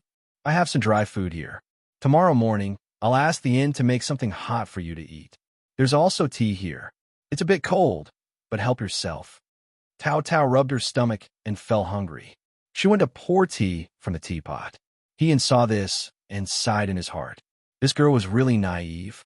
After the incident at Wanhua Pavilion, she was still so gullible. If she hadn't met him and had met someone else with bad intentions, they would have just needed to coax her a little and put some drugs in her tea. She wouldn't have needed to go through so much trouble to kidnap this girl. Although he had left the He family alone that year, he had followed the Fuyue army. It shouldn't have been so dangerous. In this world, it was always difficult for women. She thought to herself. She originally wanted to hide this matter from Xiao Ju, but now that Xiao Ju and Fei Nu weren't here, it was difficult to do so. She had originally planned that if Sun Ling's people came looking for her, Xiao Ju wouldn't be able to enter the house to investigate. Now that this big Buddha was gone, if she used Xiao Ju's name, others would probably think that she was lying. She could only hope that Xiao Ju would come back soon. He never thought that there would be a moment like this when he looked forward to second young Master Zhao's return. Tao Tao casually ate a few bites of the biscuits and drank a cup of tea before saying, I don't want to eat anymore. From the way she wrinkled her nose in disdain, this I don't want to eat anymore was definitely not because she was full, but because it didn't suit her taste. She sat in front of the table and looked at the bronze mirror to tie up her hair. After combing it for a while, she turned around and said, I'm done. He also felt a little thirsty at this moment. He took a cup of tea and almost spat it out when he saw it. This child's hair was tied up in a mess, as if she had just escaped from a disaster. He couldn't help but ask, Did you tie up your hair? I've never combed my own hair in the Fu before. It was always the servant girls who combed it for me. The little girl felt wronged and threw the comb away. I don't know how to. He walked over helplessly and picked up the comb in a good mood. If you don't know how to, then you don't know how to. Why are you so angry? Let me help you. After saying this, he really took Tao Tao's long hair and combed it for her. Tao Tao was stunned. The youth reflected in the bronze mirror was gentle and handsome. She couldn't help but ask, You even know how to do this? I'll be able to after a few more tries. He replied with a smile. She had been the eldest young master of the He family for many years, but other than the first and second branches of the He family, no one else knew about her change of identity. Therefore, He-An's manservants and servant girls were never too close to her. Even a matter of tying up her hair could be exposed. Therefore, He-An began to tie up her own hair from a very young age. Not only did she have to tie her hair, but she also had to do anything that could reveal her secret. Over time, she developed a personality of doing everything by herself. Although she sometimes envied those young masters and young misses who grew up in the palm of their hands, she thought about it again. For example, if she encountered a situation like today, she wouldn't cry endlessly. There were many things that she had more confidence in relying on herself. After tying up her hair, he darkened her face and made her eyebrows thicker. She was already very good at this kind of woman disguising as a man. After the makeup was done, Tao Tao looked at herself in the mirror and said in a daze, Thank you, you're really good at it. He clapped his hands. Practice makes perfect, that's all. Miss Tao Tao, please turn your back. I also need to change my clothes. Tonight, Liangzhou City was bustling with activity. Someone actually robbed the little child's carriage not far from County Magistrate Sun's mansion. The person in the carriage was the little child's new concubine. For a moment, Liangzhou City's government officials were in chaos and swore to catch the thief. Young master, that person is clearly her lover. The guard who had been punched by He-Yan earlier was now kneeling on the ground and crying for justice. They are in cahoots. They deliberately took her away. She's not even from Liangzhou. How could she have a lover? Sun Ling kicked him. Idiot!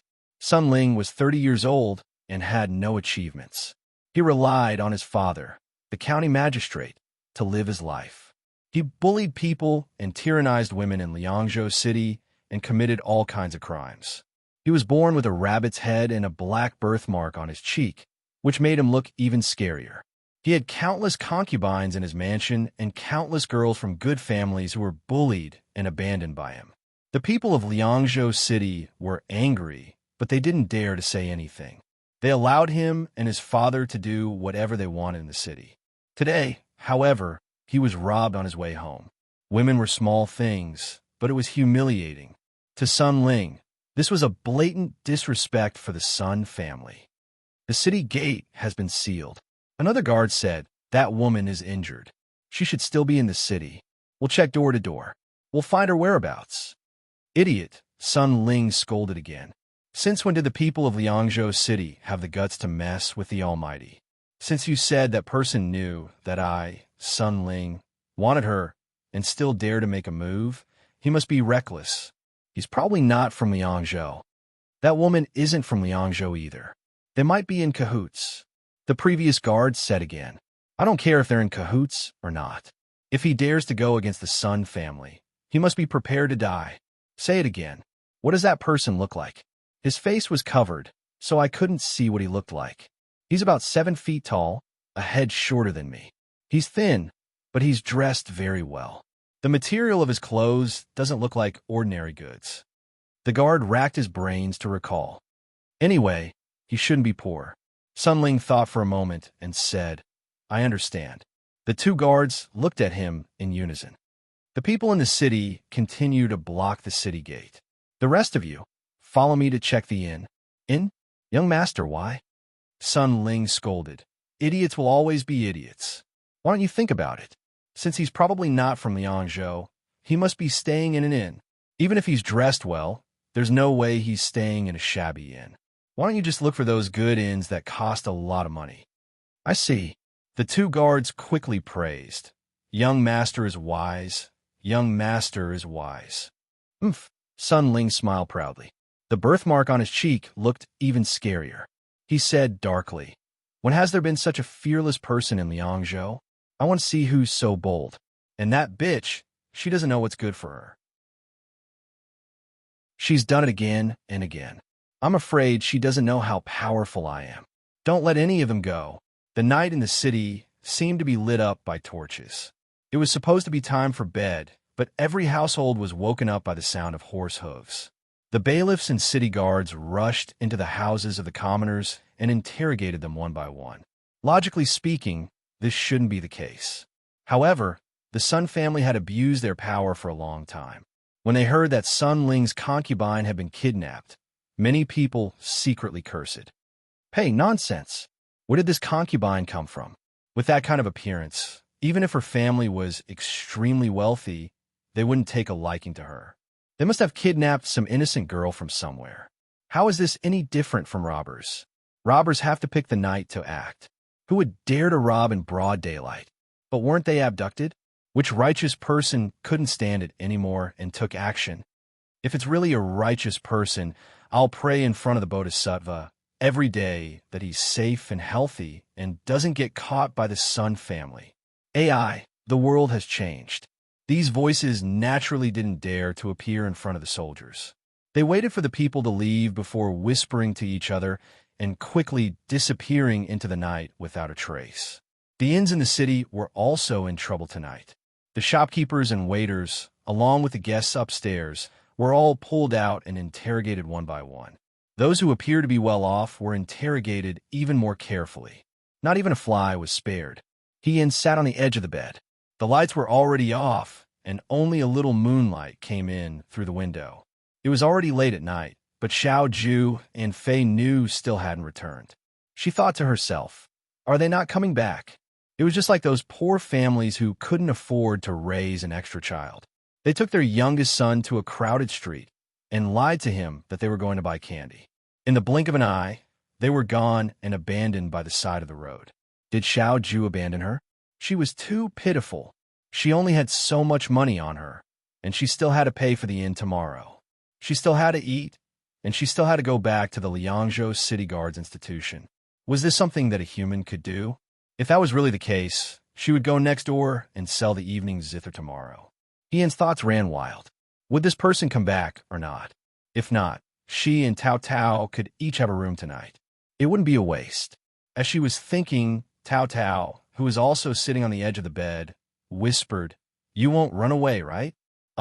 Hien was astonished. They said that Sun Ling is very powerful in Liangzhou, and everyone is afraid of the Sun family's power. Before, I asked many people for help, but when they heard that it was Sun Ling, no one dared to help. When Tao Tao said this, her expression became angry. When she was stranded in the 10,000 Flowers Pavilion, she didn't fall into someone's trap right from the start. She struggled along the way and looked for opportunities to ask for help. She looked for many people. There were tall and strong warriors, and there were also scholars who were full of righteousness and honor. There were rich merchants who were old enough to be her father, and there were also chivalrous people who carried swords and traveled everywhere. She tried her best to find people who looked like they had the ability to save her, but when they heard that it was someone that Sun Ling wanted, they left with their tails between their legs. Even if she promised a lot of money and threw out her identity, no one cared about her. In the end, Tao Tao despaired. When she threw out that piece of paper, she didn't think that there would be a tomorrow. She only thought that if she saw Sun Ling, she would die with him. Who knew that at the last moment, someone would rush out? She turned her head to look at the person beside her. The young man tilted his head, thinking about something. It was very strange. Such a weak-looking young man could make her feel an inexplicable sense of security. Perhaps it was because of the gentle smile on her face or her clear eyes. Tao Tao inexplicably trusted this person, but she was also a little worried. She said, "A strong dragon can't suppress a local snake. You know about this?" Hien smiled. "Actually, I'm also a local snake. I'm very powerful." Tao Tao saw that her expression was relaxed, so she also relaxed a little. She looked at Ian and couldn't help but ask one last question. She asked, "The Sun family is so domineering. You're not from Yangzhou, so you don't know what kind of trouble you'll get into if you save me. They don't dare to make a move, so why did you save me?" Why did this child have so many questions? Ian turned her head and saw the little girl looking at her with red eyes. She was curious and expectant, so she couldn't help but reach out to touch her head. "Because you're a woman," she said silently in her heart, "and I'm also a woman." The noise surrounded the entire inn. The night was illuminated red by the light of the fire. Everyone in the inn was suddenly awakened by the officers who stood at the door and questioned one by one. Sun Ling stood at the door, and his gaze fell on the last room upstairs. He said, "Where's that room? Why didn't you open the door?" The innkeeper trembled as he knocked on the door. Young master." After a while, someone shuffled to open the door. It was a delicate young man wearing an inner garment. He said sleepily, "It's so late. What's the matter?" Before he finished speaking, the officers went in to search. There was also a servant in the room who was busy putting clothes on the young man. "Young master, don't catch a cold." The officers went in to search, but they didn't find anything. They quickly came out and shook their heads at Sun Ling. Sun Ling looked at the young man in front of him. This young man was young and seemed to be pampered. His servant was busy putting on his boots. "What are you doing?" Hien frowned. "You didn't even greet me." "Greet?" Sun Ling sneered. "What a joke. There's no place in the Yangzhou city that I, Sun Ling, need to greet." He looked at Hien and remembered what the guard said before. He was about 7 feet tall and had a thin body. This young man was exactly like that. "What's your name?" he asked. "Chung Li Su," Hien answered. "Pa." The servant lost his grip on the boots and fell to the ground. Everyone followed his gaze. Sun Ling's expression changed. He suddenly said, "You, raise your head." He was referring to the servant. Hien had a bad feeling. He asked, "What are you doing?" "It's broad daylight, and you still want to snatch my people? Your man?" Sun Ling stared at him with a sinister gaze. "Don't speak too early. The one on the ground. Raise your head." The person on the ground didn't move. He lowered his head and looked carefully. His hands were still trembling. Seeing this, Sun Ling's expression became more ferocious. He stepped forward and was about to pull the servant's hair. The next moment, Hien stood in front of the servant. She grabbed Sun Ling's arm. "Young master, watch your words and actions. You're the assassin who stole my concubine, aren't you?" Sun Ling laughed. His birthmark looked like a demon tattoo. "You're dead," he said. "Men, capture the two of them. Arrest me." Hien laughed. She said, "I advise you to think twice before you act. Do you know who my uncle is?" Sun Ling asked, "Who's your uncle?" "My uncle is the General Feng Yun, the current commander-in-chief of the Right Army, second Young Master Shao." "Young Master Shao, are you sure you want to arrest me?" Hien raised his eyebrows. Sun Ling was stunned. After a moment, he laughed. He laughed until tears came out. He pointed at Hien and asked the people around him, "Did you hear that? Who did he say his uncle is?" The people around all laughed. "Brat." Sun Ling stopped laughing and stared at Hien. He said fiercely, "Since your uncle is a Shao Ju, let him come out." "So what if he's a Shao Ju? Today, in front of your uncle, I'll make you beg for death."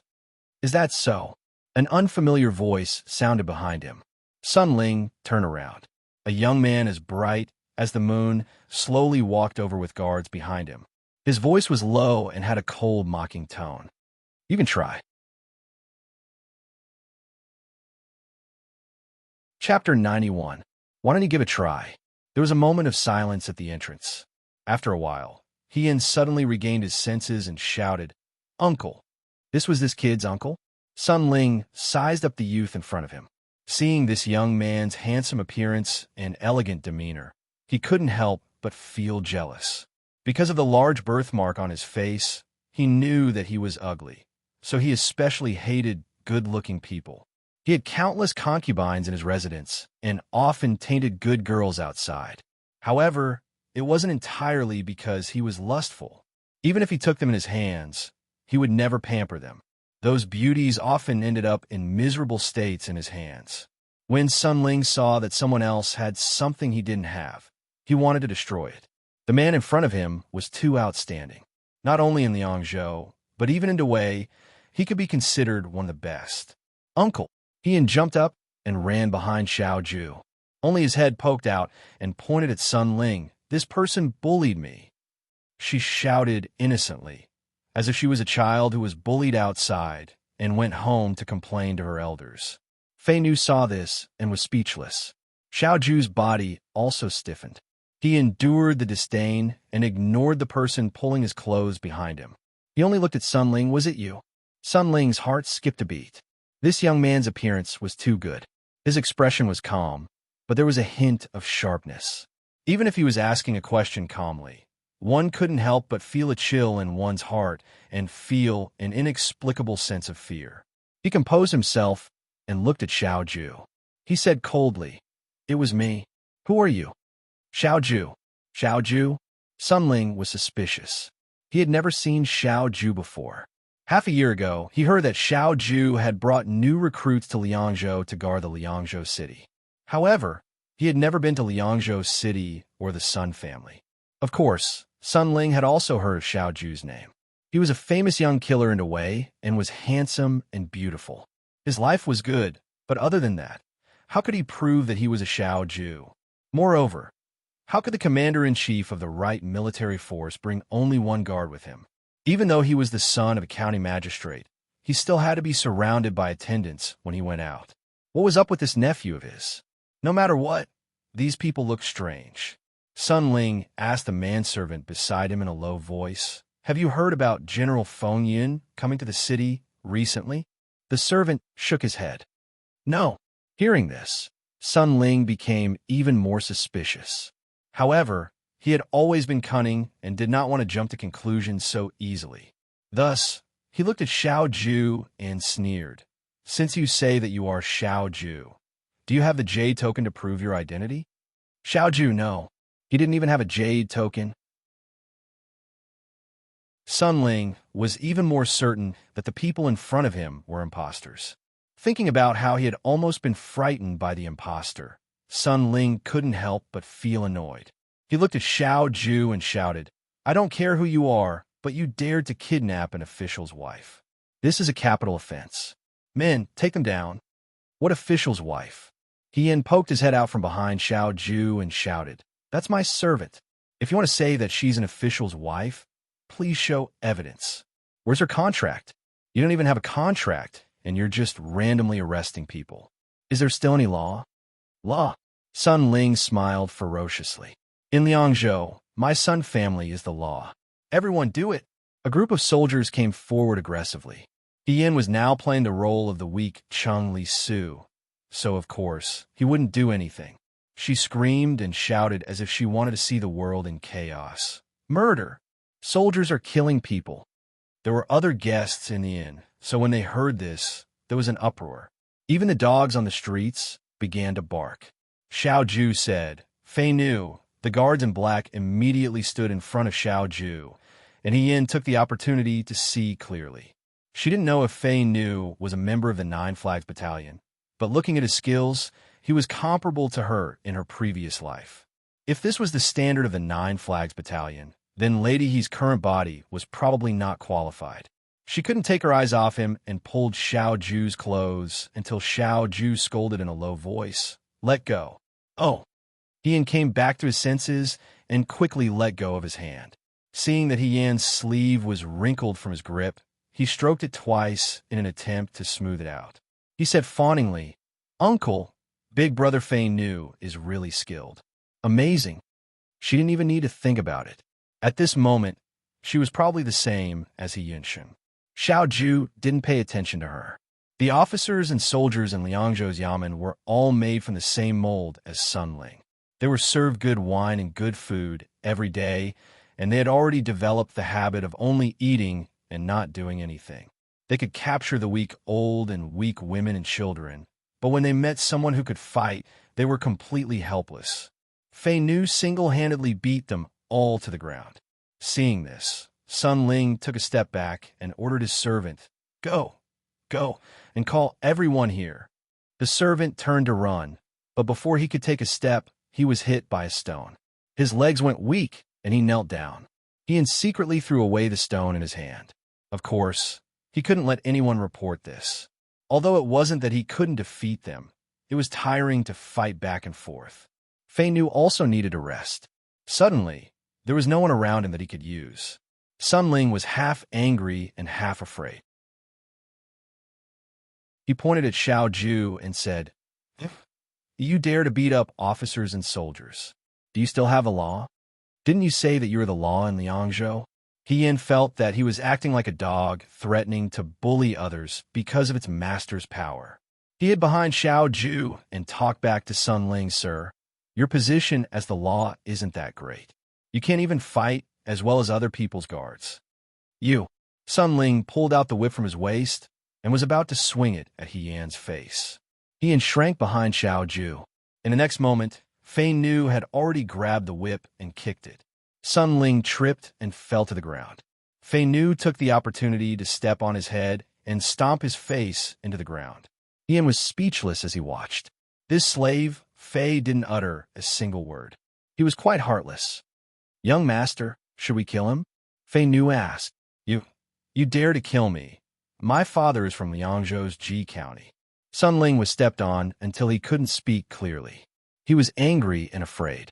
But at this moment, he still didn't believe that this person would really kill him. He didn't forget to threaten, "My father will not let you go. You will all die. You are still young. Don't curse others." Seeing that he had been restrained, Yin walked forward and squatted next to Sun Ling. She tilted her head and looked at him. "Besides, who doesn't die? Do you think you are a monster and will never die? Then I really admire you." Her tone was sincere and lecturing. It was even more infuriating and humiliating than Fei Nu, who had stepped on his face. Sun Ling was so angry that he couldn't speak. He didn't sympathize with this person at all. In this world, she hated people who bullied the weak the most. Men who bullied women were even more detestable. If they had any conscience, they wouldn't do it. Only incompetent men would bully women. To be able to do this to a cute little girl, this person was a beast. She wanted to continue to anger Sun Ling. Suddenly, there was a commotion downstairs. It seemed that someone was leading a group of people upstairs. She had just stood up when someone rushed to the door and shouted, My son. Yin followed the voice and saw a man rushing in front of Sun Ling. Fei Nu raised her foot. He held Sun Ling's head and said anxiously, My son, are you hurt anywhere?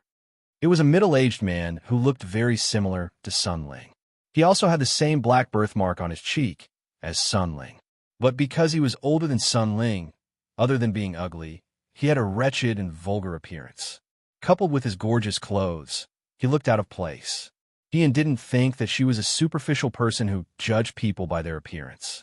When she saw this person, she couldn't help but look away. Then, she looked at Xiao Ju's face and Xiao Ju's waist. She suddenly felt much more comfortable. This was what it meant to be beautiful. Father, Sun Ling saw that the people supporting him had arrived. He pointed at Yin and Xiao Ju and shouted, These two people pretended to be court officials. They kidnapped my concubine and injured my people. Father, arrest them. I want them to die without a burial place. How dare you? Hearing this, the person was furious. He pointed at Yin and the others and said, Men, arrest them. So you're from Sunji County. Yin smiled and said, Why waste time? Your people can't beat them. You're just a bunch of good-for-nothings. Probably not expecting to meet such stubborn people, Magistrate's son was stunned. When he came back to his senses, he was even more furious and said, Arrest them. Kill them. Kill them? Yin frowned. No wonder it was said that the father and son of the Sun family could do whatever they wanted in Liangzhou.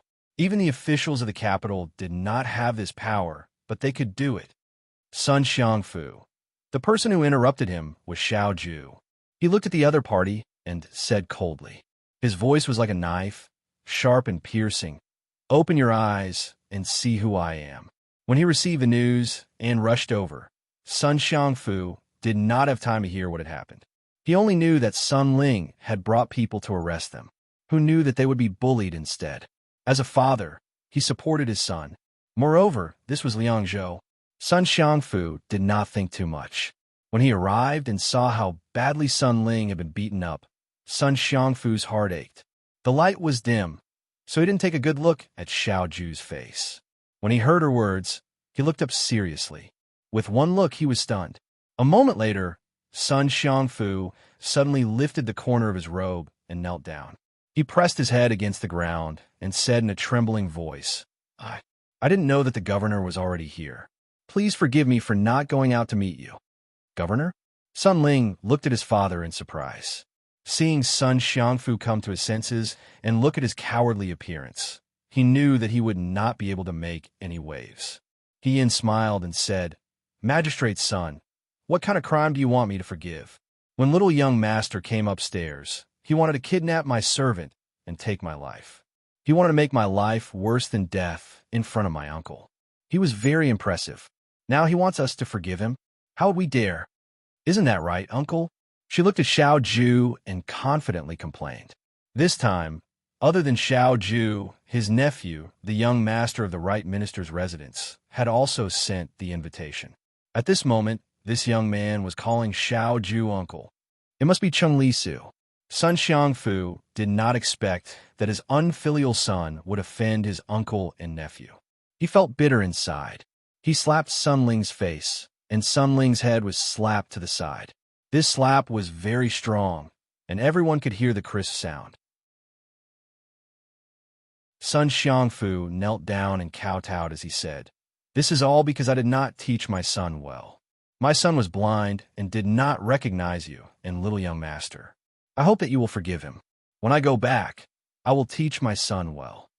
Seeing that Xiao Ju still did not say anything, Sun Xiangfu gritted his teeth and slapped him again. Sun Ling was already injured, and his reaction was not as good as before. The slap just now had already stunned him. Now that he was unexpectedly slapped again, he immediately screamed. However, Sun Xiangfu would not stop. Since he wanted to show Xiao Ju, he could not be soft-hearted. He slapped him and scolded, You unfilial son, you have forgotten all the etiquette and shame that I have taught you. How can you slander someone for no reason? I know that you admire Military Governor Xiao and think that someone is pretending to be the Military Governor Xiao. So you are so angry. But this is the real military governor Xiao. You have done a bad thing with good intentions. Ian, she gasped in amazement as she listened. Look, officials really knew how to talk. In her previous life, even when she was a third-rank general, she did not have such a glib tongue. If she could have such a glib tongue, wouldn't she also be a first-rank official and be conferred a title of nobility? Sun Xiangfu slapped Sun Ling more than 10 times in a row. Sun Ling was beaten until he screamed again and again. When Sun Xiangfu saw this, his heart ached. Although he had many wives and concubines, he only had one son. Now that he was doing this for Xiao Ju, he hoped that Xiao Ju would give him a way out. However, this cold and emotionless commander-in-chief of the Right Corps only looked on coldly and did not say anything. If this continued, Sun Ling might be beaten to death. Sun Xiangfu had no choice. He let go of his hand and crawled to Xiao Ju. He kept kowtowing to Xiao Ju. Commander-in-chief, he will die if you hit him again. I beg you to give my son a way out. Commander-in-chief, if you want to punish someone, punish me. For a moment, Sun Xiangfu kept kowtowing on the ground. Sun Ling was lying on the side, bleeding from the corner of his mouth. He looked quite pitiful. If he had not seen Sun Ling's character before, Yin would have been touched by the father-son relationship. After all, the one who did the evil was the son. What did the father do wrong? However, Xiao Ju did not disappoint Yin. Even when Sun Xiangfu's head was bleeding, Xiao Ju's expression did not change at all. When Sun Xiangfu felt that he could not hold on any longer, Xiao Ju spoke. He said, "It is the father's fault for not teaching his son well." Sun Xiangfu. He lowered his head and looked down at Sun Xiangfu. His voice was very calm. "Have you forgotten how Zhao Nuo died?" As soon as he said this, Sun Xiangfu's sobbing stopped abruptly. He felt a chill from head to toe. How did Zhao Nuo die? Zhao Nuo was pushed to the front of the monument and beheaded by this person in front of him. Who was Zhao Nuo? Zhao Nuo was the eldest son of the current Minister of Revenue. How could he forget this? When Zhao Nuo was in trouble, many officials and nobles came forward to plead for mercy because of Lord Zhao. The 16-year-old Xiao Ju did not even bat an eyelid and killed him. Even the emperor could not do anything about it. This person was going to be serious. He could even kill the son of the Minister of Revenue. Although Sun Xiangfu was a tyrant in Liangzhou, in the end he was just a small county magistrate. Sun Xiangfu was so scared that tears almost fell from his eyes. He trembled and said, "Commander-in-chief, please spare my life. Please forgive me, Commander-in-chief." Sun Ling did not know why his father was so afraid of Xiao Ju, but when he saw his father like this, he could not help but panic. The guests upstairs and downstairs were all shocked by this turn of events. They were very happy to see the county magistrate and his son, who had always done all kinds of evil in Liangzhou, in such a sorry state. After a long time, Xiao Ju turned around and said, "Get up." Sun Xiangfu was so weak that he almost fainted. He looked at Xiao Ju's back and said, "Commander-in-chief, if there's a next time, I'll take his life," he said. Sun Xiangfu was overjoyed. He dragged Sun Ling and kowtowed to Xiao Ju, saying, "Commander-in-chief is magnanimous and does not care about my son. Don't worry, if there's a next time, there's no need for you to do anything. I'll take his life myself." Xiao Ju turned around and walked into the room, saying, "Take your men and leave this place immediately." "Commander-in-chief, are you not going to stay in your residence?" Sun Xiangfu asked carefully. "No need. I still have things to do in Liangzhou. When Yuan Baozhen arrives, I'll pay him a visit." Sun Xiangfu wanted to say something, but he restrained himself. Today's events were too sudden, and it was not a good place to talk. It was better to take Sun Ling back and find a doctor to check on him. He agreed to Xiao Ju's words and ordered his men to move. Sun Xiangfu moved very quickly. In less than half an hour, his men had all left. They even cleaned up the things that had been broken. The guests also left. The innkeeper did not expect such a big figure to be living in the inn. There was fear in his eyes. He patted him on the shoulder and said, "It's okay. We're all very friendly. Don't be afraid. Your mung bean noodles are very delicious. I want to eat more tomorrow." The innkeeper saw that the young man was innocent and felt relieved. After the innkeeper left, Hien breathed a sigh of relief. When he turned around and saw Xiao Ju's back, his heart was in his throat again. How should he explain this to this commander-in-chief? Xiao Ju did not go into his room. Instead, he went into Hien's room. Fei Nu also followed. When Hien walked in, he saw Tao hiding in the corner. She was probably frightened. When Xiao Ju came in, she hid in the corner with her head lowered. Hien walked over and patted her back gently. He comforted her and said, "They're gone. It's okay now." Xiao Ju and Fei Nu could not help but look at him when they heard his gentle words. Hien saw this and said, "Uncle, you're not going to tell me." He stared at Hien and said coldly, "That your fiancée came to Liangzhou to find you?" Fiancée. Hien thought for a moment before remembering that she seemed to have made up the excuse of being a fiancée in order to prevent the female doctor, Shun Mushue, from discovering her identity as a woman. She didn't expect Xiao Ju to still remember. "Don't say that, uncle," Hien said seriously. "I was in Liangzhou City and saw Sun Ling snatching a woman and forcing her to become a prostitute. I couldn't stand it and helped. Who knew that Sun Ling was so lawless in Liangzhou that he chased me all the way to the inn? She smiled flatteringly. "I was also promoting your good reputation of getting rid of evil for the people." Xiao Ju sneered. "I don't need that kind of thing." Hien did not know how to respond. She thought for a while and decided to change her words. "I was really scared to death. Fortunately, uncle, you came in time. If not, I don't know how badly I would have been bullied by Sun Ling. I might not even be able to see you in the future. You are my nephew." Xiao Ju heard this and said leisurely, "Who dares to bully you?" It was a nice thing to say, but why did it sound so wrong? Hien thought, forget it. She already called him uncle. In any case, he had already taken advantage of her. He did not care about how much he took. It was just a verbal advantage.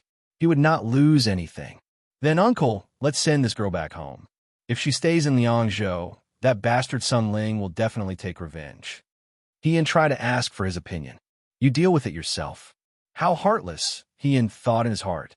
At this time, the servant who had been silent all this time suddenly raised her head and looked at Xiao Ju, saying, "Second young master Xiao?" Although her voice was hesitant, it was not soft. It was especially clear in the quiet night. Xiao Ju looked at her and saw that the servant was a young man with slightly dark skin. His eyes were red and swollen, but his voice was feminine and timid. She could not help but frown. Seeing her frown, the servant was even more afraid and blurted out, "I am Song Tao Tao." So her surname was not Tao, but Song. Hien thought, why did the name Song Tao Tao sound so familiar? Where did he hear it before? Song Tao Tao took the initiative to call Xiao Ju. Could it be that the two knew each other? Hien thought and asked. She said, You know him?" Song Tao Tao looked at Hien with a complicated expression and said, "Second young master Xiao is the person who is going to be engaged to me." Hien said, "What?" "Uncle." Song Tao Tao finished her sentence. Hien breathed a sigh of relief. She knew it. She had never heard of Xiao Ju's engagement. How could someone suddenly appear to be engaged? It turned out to be her uncle. It turned out to be her uncle? She suddenly came back to her senses and looked at Xiao Ju, asking, "That commander-in-chief, how many nephews do you have?" Xiao Ju looked at her as if she was looking at an idiot. Hien immediately understood. This was Cheng Lisu's fiancée. Cheng Lisu came to Liangzhou from the Shuo capital to escape the marriage. What a coincidence, his fiancée had the same idea. Who knew that she would be kidnapped to Liangzhou and saved by him? What kind of heaven-sent fate was this? They were probably destined to be together. No wonder when Sun Ling came and he introduced himself as Cheng Lisu, Song Tao Tao was so shocked that her boots fell off. It turned out that she was frightened by the news of her fiancé. Second young master Xiao. Song Tao Tao looked very conflicted. I don't want to go back to the Shuo capital for now. I heard that you're stationed at the Liangzhou garrison. Can I go with you to the garrison? I promise I won't cause you any trouble. Are you sure you want to go to the Liangzhou garrison? Second young master Zhao's expression was cold. Your fiancé is here right now. Song Tao Tao's expression stiffened. He Yin felt that she was about to cry. Miss Song, don't you like young Master Chung? He Yin said in a small voice. I think he's quite good. Chung Lisu was a good person, other than being a little stupid. Sometimes he was a little naive, but he had a good heart. His appearance could be considered handsome and cute. His family background didn't need to be mentioned. No matter what, he shouldn't be disliked to this extent. He doesn't know anything. When a little girl mentioned Chung Lisu, her eyes were full of disdain. He's not good at literature or martial arts, and he's not motivated. I don't like him. He's not even as good as you. Ian was flattered. She had only known Song Tao Dao for half a day, but she had already received such a high evaluation. She was flattered. Xiao Ju glanced at her and said to Song Tao Tao, "We'll talk about this later. You should rest today. I'll call a doctor tomorrow." Song Tao Tao nodded. He yawned and felt a little sleepy. Because Song Tao Dao was a girl, the shopkeeper found another room for Song Tao Dao, which was right next to He Yin and the others. Fei Nu lived with He Yin. She slept on the small couch on the side and gave the bed to He Yin. He Yin was very grateful and even felt a little guilty. However, this guilt was quickly washed away by other things. Saving Song Tao Dao tonight was really a coincidence. Even she herself didn't expect that the little girl she saved was Chung Lisu's fiancée. These two people really had the temperament of a child. They ran away from the marriage without saying a word. They even ran to Liangzhou, which was thousands of miles away. Fortunately, He Yin ran into them today. Otherwise, she really didn't know what to do in the future. Sun Xiangfu seemed to be very afraid of Xiao Ju. Xiao Ju's attitude was so arrogant that it made people's hair stand on end.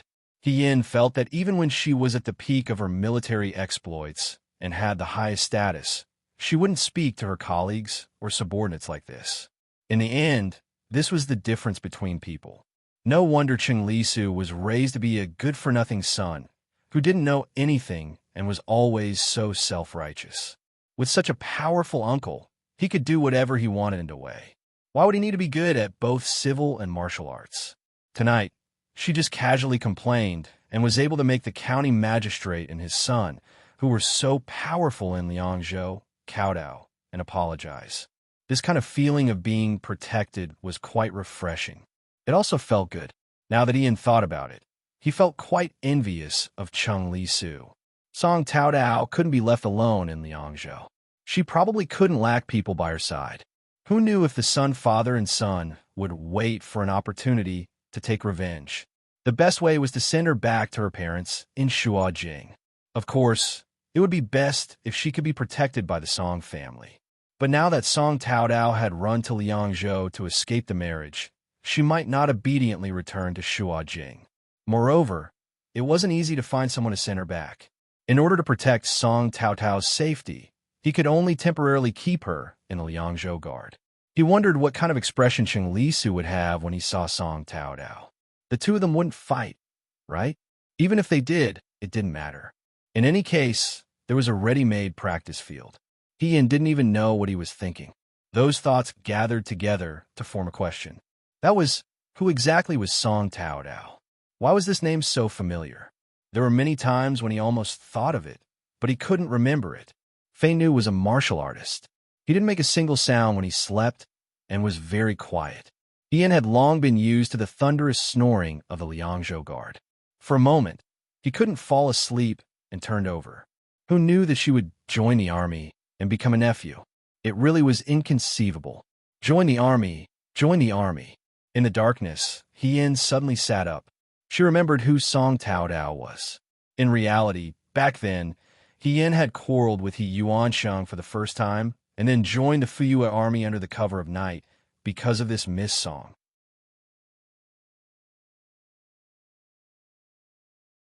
Chapter 92. He Yin entered the virtuous Prosperity Hall at the age of 14 and joined the Fuyue army at the age of 15. She joined the army in a hurry, and no one knew about it. The Shirbao in the virtuous Prosperity Hall were all shocked. Later, when she returned to the capital, she had already received meritorious service and was conferred an imperial title. Thus, the He family did not pursue the matter as to why she joined the army. Now that she thought about it, If she did not receive any meritorious service at the time and was just an ordinary soldier, she might not have ended up like this after a few years of wandering from place to place before returning to the He family. Hien still remembered Song Tao Dao. At the age of 15, Hien used the identity of He Rufei to study in the Virtuous Prosperity Hall. Her aptitude was mediocre, and she was a girl. She was naturally not as strong as men. She really could not be compared to the youths in the Virtuous Prosperity Hall. He Yuansheng gradually saw this, but he did not blame her. Hien also thought that she could continue to live peacefully like this.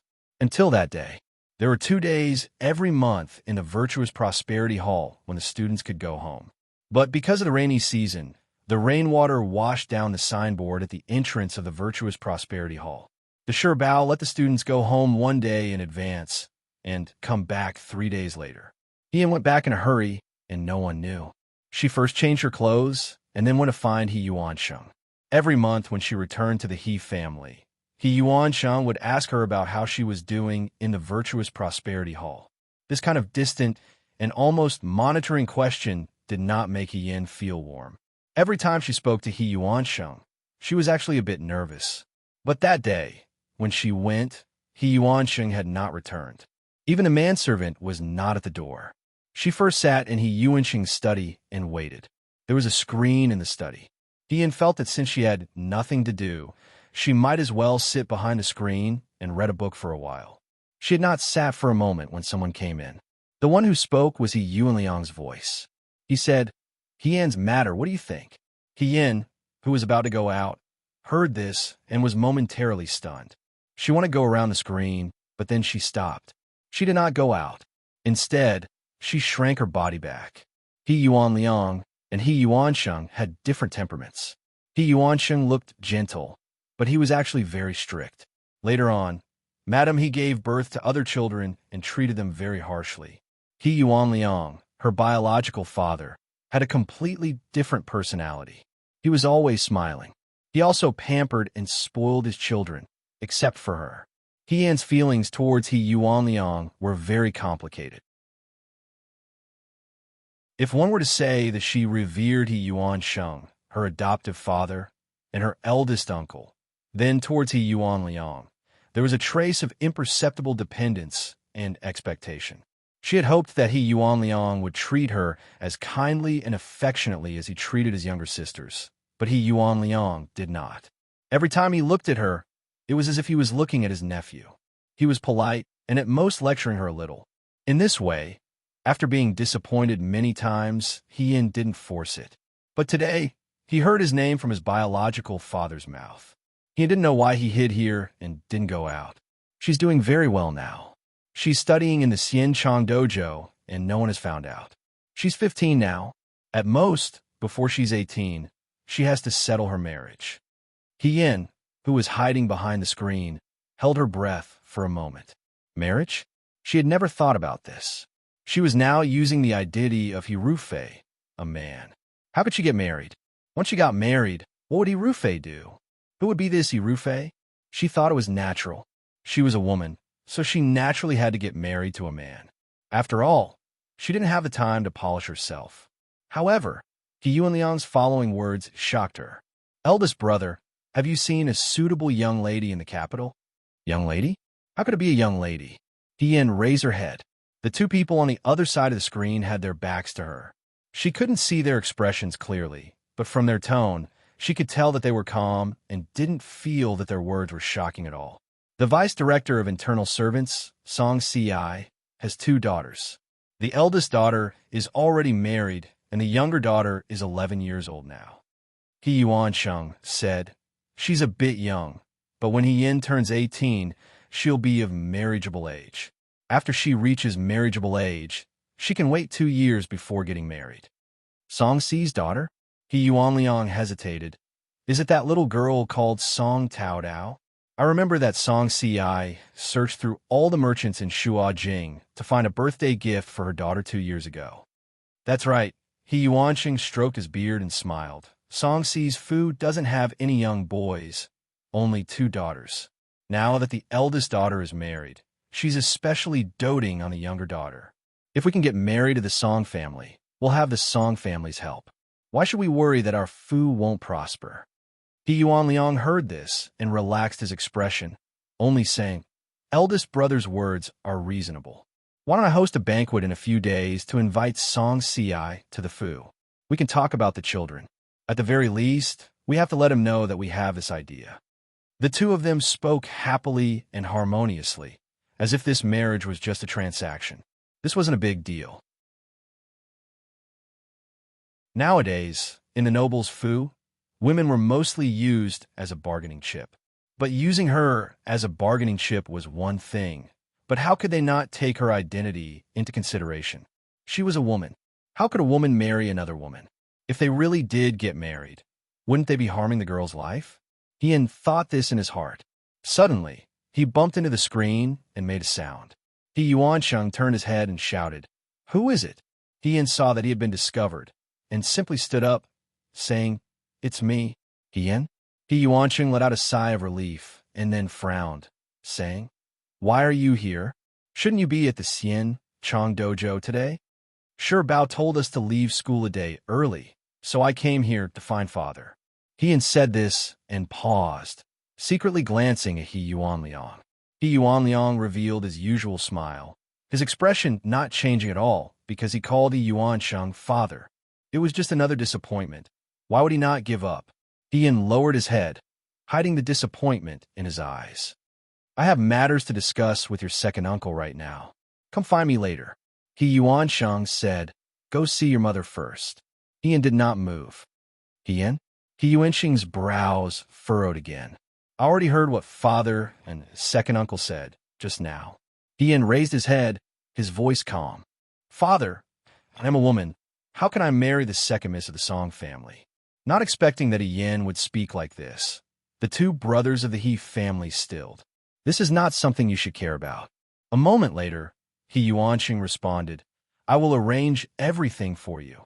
I will not marry the second miss of the Song family. As a woman, it is enough to sacrifice me. There is no need to involve unrelated people," Yin said. She was already 15 years old now, a bit taller than before, and dressed as a youth. Her eyes were clear and magnanimous. Standing here, she was tall and straight like a poplar tree, like a stranger. He Yuansheng angrily said, "What do you mean? Are you resentful of us? Are you blaming us for sacrificing your right to be a woman?" He Yuanliang looked at her with a smile. "Hian, how can you speak to Big Brother like this? Big Brother is doing this for your own good." Hian thought, was this really for her own good? When she was studying in the Xianchang dojo, the teacher had taught her, a heart of compassion is the end of benevolence. A heart of shame is the end of righteousness. A heart of refusal is the end of propriety. A heart of right and wrong is the end of wisdom. But what the He family wanted her to do now was to be heartless, unrighteous, impolite, and unwise. How preposterous was this? He Yin was not afraid, loudly replying, "I will never agree to be engaged to the second miss of the Song family. Not only that, I will not marry any woman in this life and delay the lives of others." He Yuansheng and He Yuanliang were both dumbfounded. The He family knew what kind of temper He Yin had. She was gentle and easy to talk to, even a little timid and weak. In the He family, she would do whatever she was told to do and didn't like to cause trouble.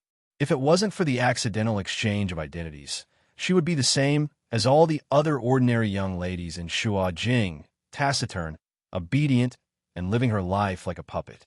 But what was she like now? "Hian, you dare to speak to me like this?" He Yuansheng was really angry. When he was angry, his facial features were very fierce, and the children of the He family's first branch were very afraid of him. Hian looked at him, unmoved. "Father sent me to study in the Xianchang dojo to learn etiquette and to know virtue, not to be a liar for profit." The young man raised his head, proud, clear, and clean. Probably the disdain in her eyes stung He Yuansheng, and He Yuansheng flew into a rage out of humiliation. Hian fiercely slapped Hian's face. That was the first time Hian was hit by He Yuansheng, and her biological father just watched from the side, not saying anything. From the beginning to the end, the only sentence he said was Big Brother is doing this for your own good. The quarrel between He Yuansheng and He Yin this time alarmed the entire He family. And He Yuansheng was the most powerful person in the He family, so no one doubted his decision. He Yin was locked up in the ancestral hall for a day and a night, and was only released on the second night. During this day and night, no one came to visit her, whether it was her adoptive parents or her biological parents.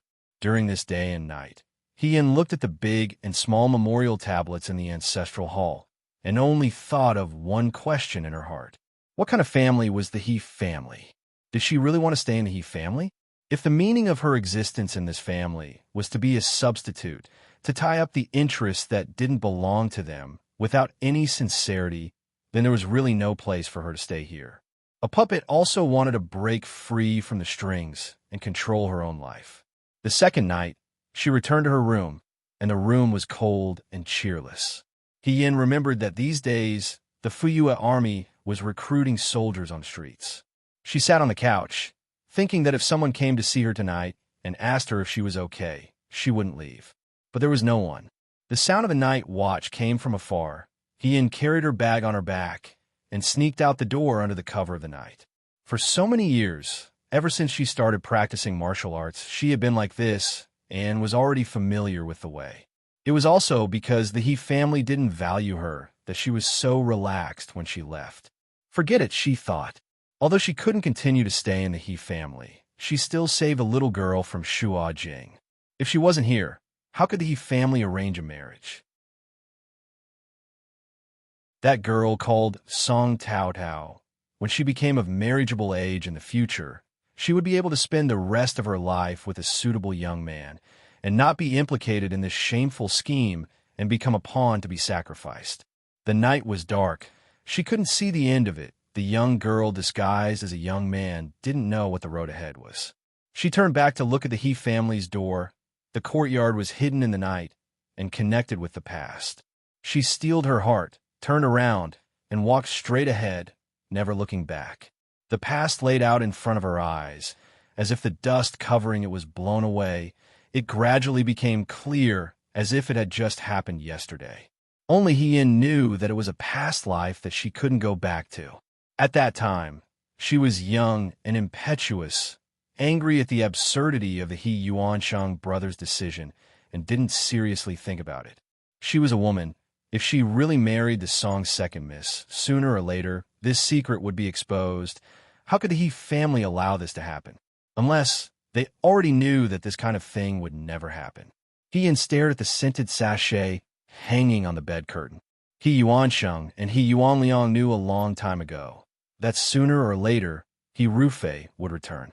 He Yin didn't know He Rufei's situation, but presumably, He Yuansheng already knew at that time.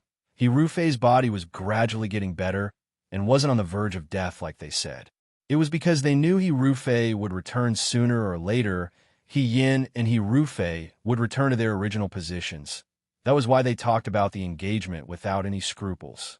They must have already made up their minds. Before He Rufei got married, He Yin would take off the man's clothes and return to being the He family's young miss. At that time, He Yin didn't realize this. She thought that she would be He Rufei for a long time, perhaps sacrificing her entire life. She didn't expect that one day she would return to being herself.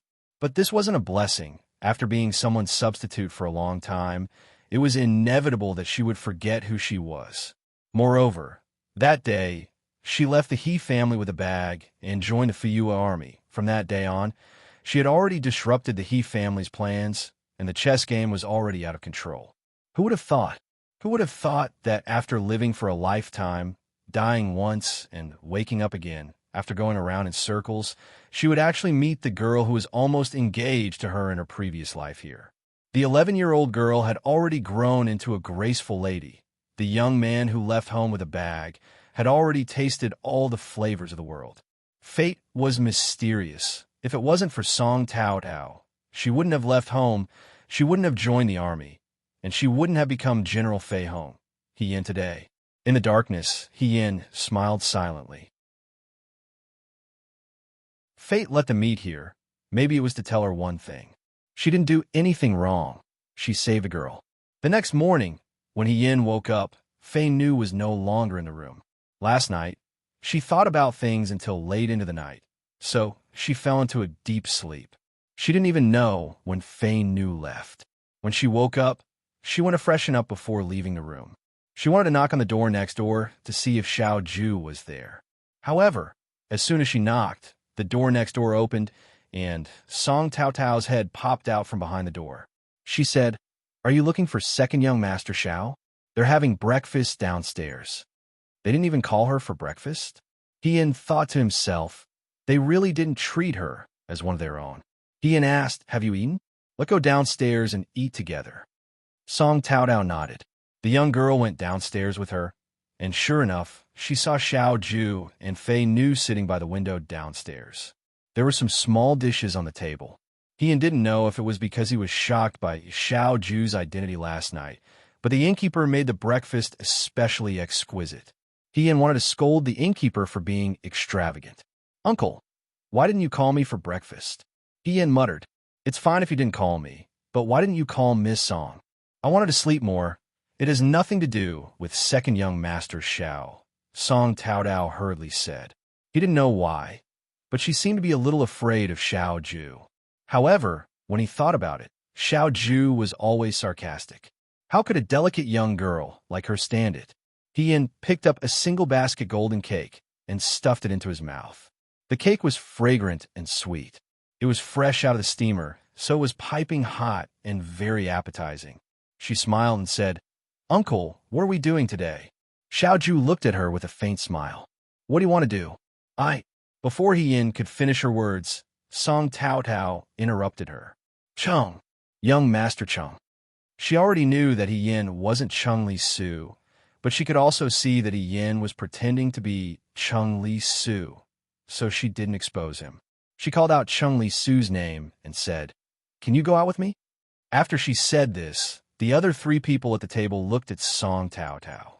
I don't have any clothes. I'm really not used to wearing men's clothes. I want to go out and buy some ready-made clothes to change into, but I don't remember the way. Young Master Chung, can you go out with me to buy something?"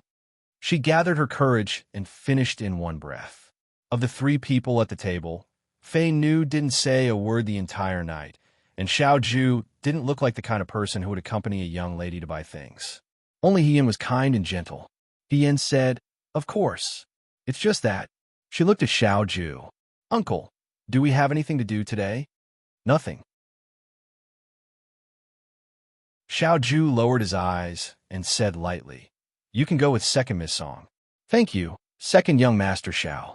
Song Tao Tao was overjoyed. After dinner, Ian went out with Song Tao Tao. After the two of them left, Fei Nu said, "Young Master, I'll go and follow them now. Don't get too close." Xiao Ju ordered. He still has Song Tao Tao with him. Fei Nu complied and was about to leave when he suddenly thought of something. He hesitated and said, "Young Master, are we just going to let Sun Ling's matter go?" "Who said so?" Xiao Ju curled his lips. "Let's wait a little longer. It's not the right time yet." Ian followed Song Tao Tao out of the inn. After leaving second young Master Xiao, Song Tao Tao became more cheerful. She leaned closer to Ian and whispered, "Why did you call second young Master Xiao uncle? Why did you call yourself Chung Li Su?" "It's a long story. Young Master Chung has something to do and can't come to Liangzhou for the time being, so I came in his place. Don't tell anyone else about this." Song Tao Tao said, "Of course I won't tell anyone. That good-for-nothing must have asked you to come his place because he can't do it himself, right? This kind of person wants to be my husband? Why doesn't he just dream about it?" Second Miss Song's prejudice against Chung Li Su was indeed very deep. "Then what's your name?" Song Tao Tao asked. "I can't tell you now, in case I accidentally spill the beans. I'll tell you when I'm done with my business in the city." Ian smiled. Song Tao Tao pursed her lips, not very happy. Ian pointed at a clothing store. "Look, there are clothes over there. Do you want to go in and pick some?" Song Tao Tao changed her mind. Ian sighed in relief. However, before he could relax for long, he suddenly thought of something and cursed inwardly. When Ian came out of the Liangzhou guard, Chung Li Su gave her clothes, hairpins, and jewelry, but forgot to give her money. Ian didn't dare to ask Xiao Ju for money, so she only had the silver ingot from the flag contest. She couldn't bear to use it. She would rather pull the buttons on Chung Li-su's clothes in exchange for tea than use it. Song Tao Dao had just come out of the Wanhua Pavilion, so her traveling expenses had already been plundered clean. How could she have any money left? She was afraid that whatever she bought today, He Yin would have to pay for it. This was all she had now. Fortunately, Liangzhou City wasn't the capital. There weren't tailors that could sell clothes for tens or hundreds of taels of silver. The clothes here were considered cheap, so He Yin could afford them. Song Tao Dao picked a piece of clothing, as well as a pair of shoes, a hairpin, and a pair of earrings. He Yin had no choice but to pay, so he only had a single copper coin left to pay. After Song Tao Dao picked out the clothes, she changed inside before coming out. The moment he came out, the originally delicate young master turned into a delicate little girl in an instant. She picked out a cherry red dress and tied her long hair into 2 flat buns with a cherry red hairband. She had bright eyes and white teeth, looking extremely cute. He Yan's eyes lit up when he saw her. In an instant, the heartache of spending money disappeared in front of the cute little girl. "It's really beautiful," she praised sincerely. Song Tao Tao's face turned red. She turned her head and muttered, "The clothes here are too shabby. There aren't any good clothes. Even the clothes made by the Song Estate's tailors are much nicer than this." Ian thought to himself, how could this be called shabby? She had already spent half a year's worth of savings on this. Song Tao Dao wrapped up the original clothes in a cloth bag and walked out of the clothing store. "Let's go shopping somewhere else." Ian replied, "Okay." A little girl's beauty and cuteness also cost money, especially a little girl who grew up in a wealthy family. Ian only hoped that there wouldn't be anything else in Liangzhou that would attract second Miss Song's attention. She already had no money. God seemed to have heard her thoughts.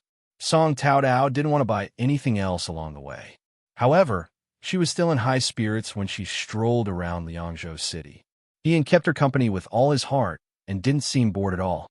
In the end, this arrogant little girl felt a little embarrassed. She asked He Yin, "You've been walking with me for so long? Was it boring?" "No," He Yin said with a smile. "I just wanted to walk around." Song Tao Dao looked at him for a while and said, "You're really a good person." He Yin was a little surprised. When she said that, the little girl had already continued walking. He thought for a while and shook his head with a smile. He Yin didn't just feel like taking care of Song Tao Dao. He also felt like he was doting on her like an elder. After all, this little girl almost became his fiancée. He was also the person who she didn't hesitate to run away from home to fulfill. In a way, he changed her fate. In the years after that, Song Tao Dao didn't get involved in those strange things and grew up well. He Yin felt very lucky. If she didn't do that back then, perhaps Song Tao Dao wouldn't have married another woman, but the person who got married would have been He Rufei. Was marrying into the He family really a good thing? There was no warmth in this family, only benefits. It really wasn't suitable for a little girl like Song Tao Dao. However, He Yin felt a little helpless as he looked at the little girl's bouncing figure. When she left home, it could be considered as running away from marriage. Now, Chung Li-su was also running away from marriage. Song Tao Dao was also running away from marriage. Was this the same as running away from marriage? She had to have a good talk with Chung Li-su. The Sun residence in Liangzhou City was in a miserable state. Sun Ling was sent back to the Sun residence last night. Sun Xiangfu invited famous doctors to treat Sun Ling's injuries overnight. Although they were all superficial injuries, they weren't light. He had to recuperate for a few months. Since young, when had young Master Sun suffered such a big loss? Sun Xiangfu was also in a bad mood. Early this morning, he punished several servants for their mistakes. The servants didn't dare to make a single mistake. The residence was quiet. Sun Ling was lying on the bed. Mrs. Sun sat by the bed and wiped her tears. She scolded fiercely, "Your father is too much. He's just a general. How could he beat you up like this? My son has suffered. I don't know how long it will take for him to recover." Sun Xiangfu heard this as soon as he came in. He said angrily, "What a woman! What do you mean by just a general? Do you know that he even dared to kill the eldest son of the Minister of Revenue?"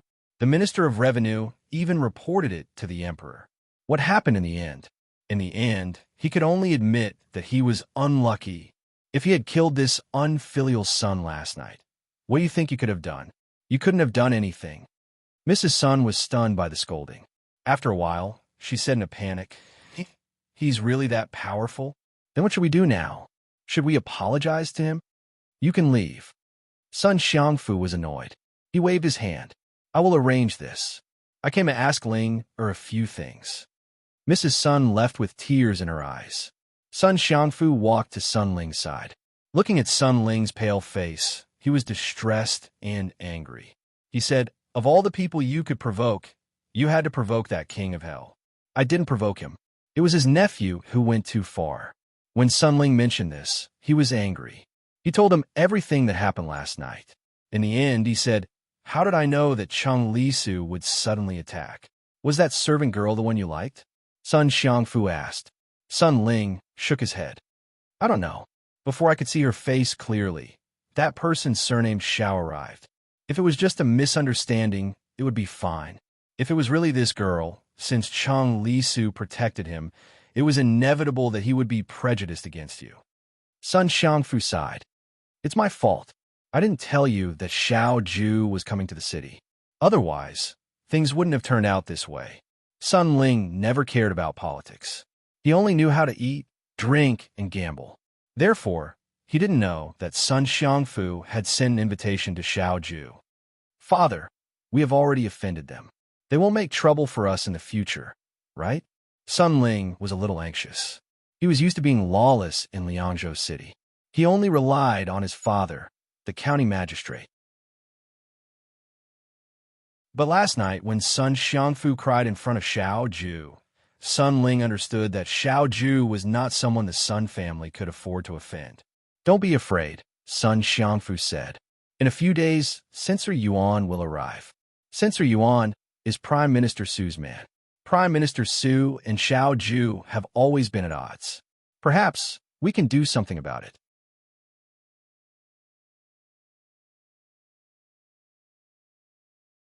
Chapter 93.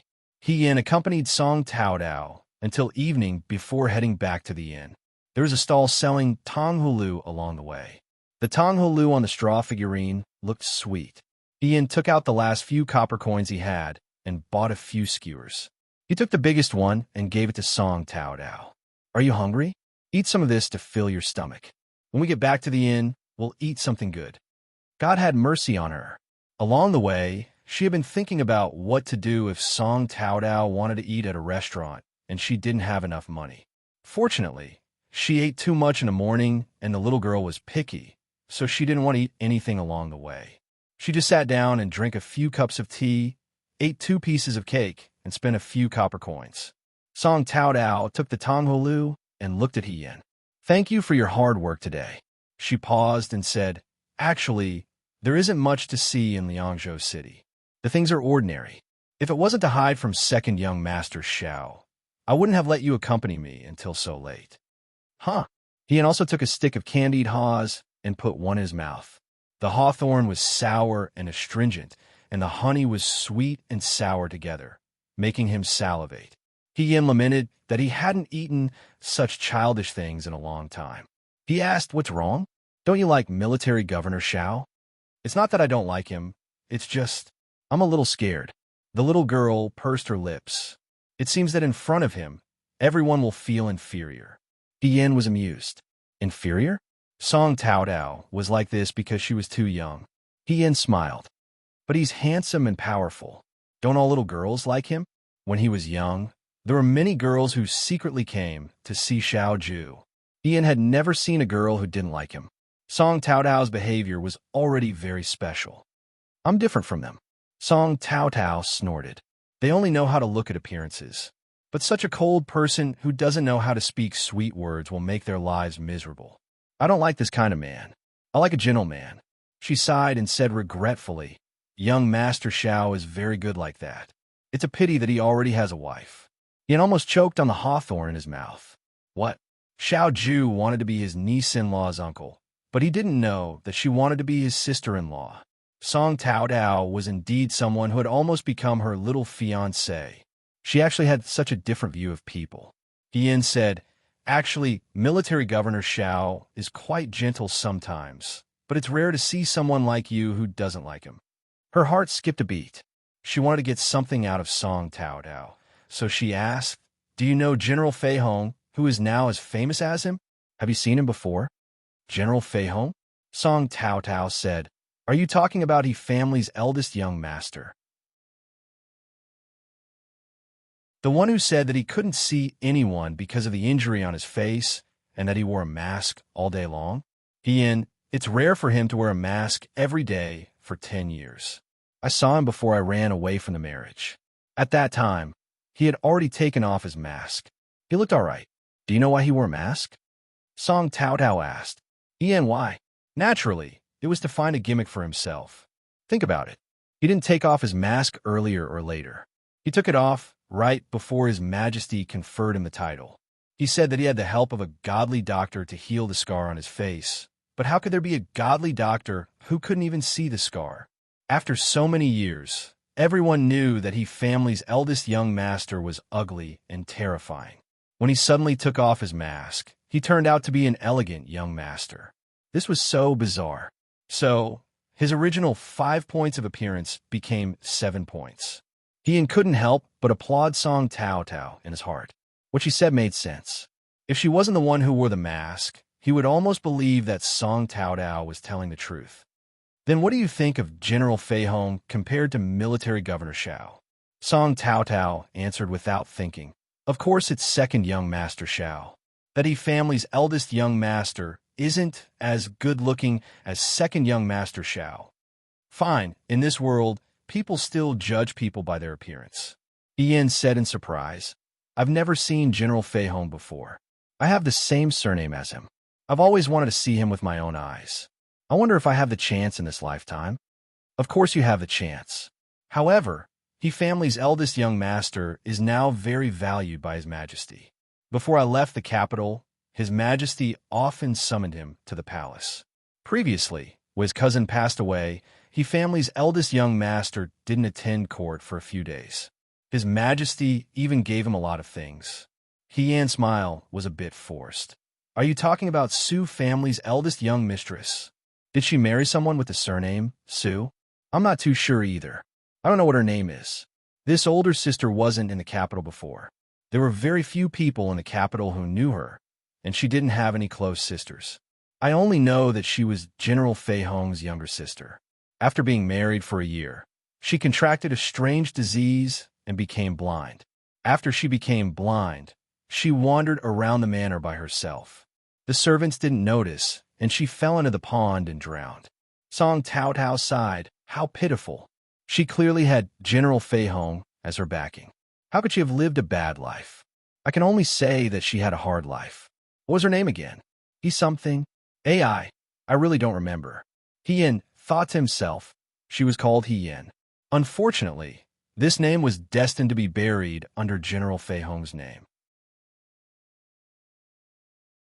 The only people who knew of her was the young mistress of the He family, General Fei Hong's younger sister, who was born with a weak body and was sent to a farmstead to be raised.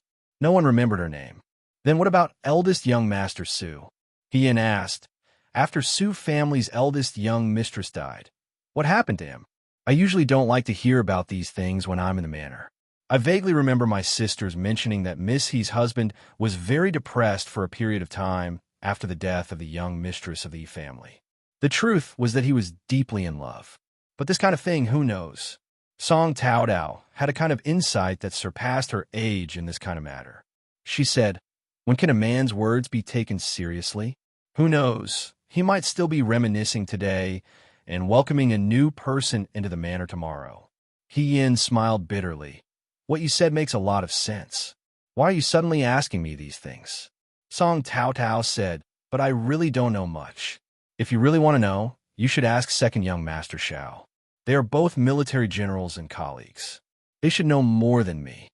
Yin thought, wasn't that because she was afraid that Xiao Ju would suspect her? Right now, she already didn't regard her as one of their own. If she continued to ask about the He family, Xiao Ju would probably dig up everything about her. If her identity as a woman was exposed before she even found out anything, she wouldn't even be able to stay in the military camp. Then, the gains wouldn't make up for the losses. As they spoke, they had already reached the entrance of the inn. He Yin and Song Tao Tao went upstairs. Song Tao Tao said, "Thank you so much for today.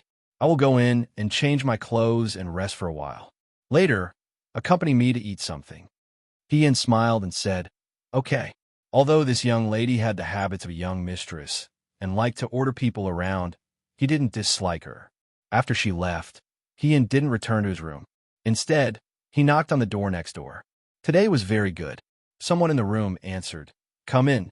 As soon as He Yin entered, he saw Xiao Ju sitting at the table. She was using a white handkerchief to wipe the guqin in front of her. He Yin took a closer look and saw that it was the guqin that she had crushed. "Commander-in-Chief, is the guqin fixed? It's not broken, right?" He Yin leaned over and asked in a low voice. Xiao Ju lazily said, "What's the matter?" She completely didn't want to talk to him. He Yin took out his hands from behind his back and said, "Look, I brought you a gift today. Although I accompanied Miss Song to buy things, I still miss you in my heart. This Tonghalu is for you."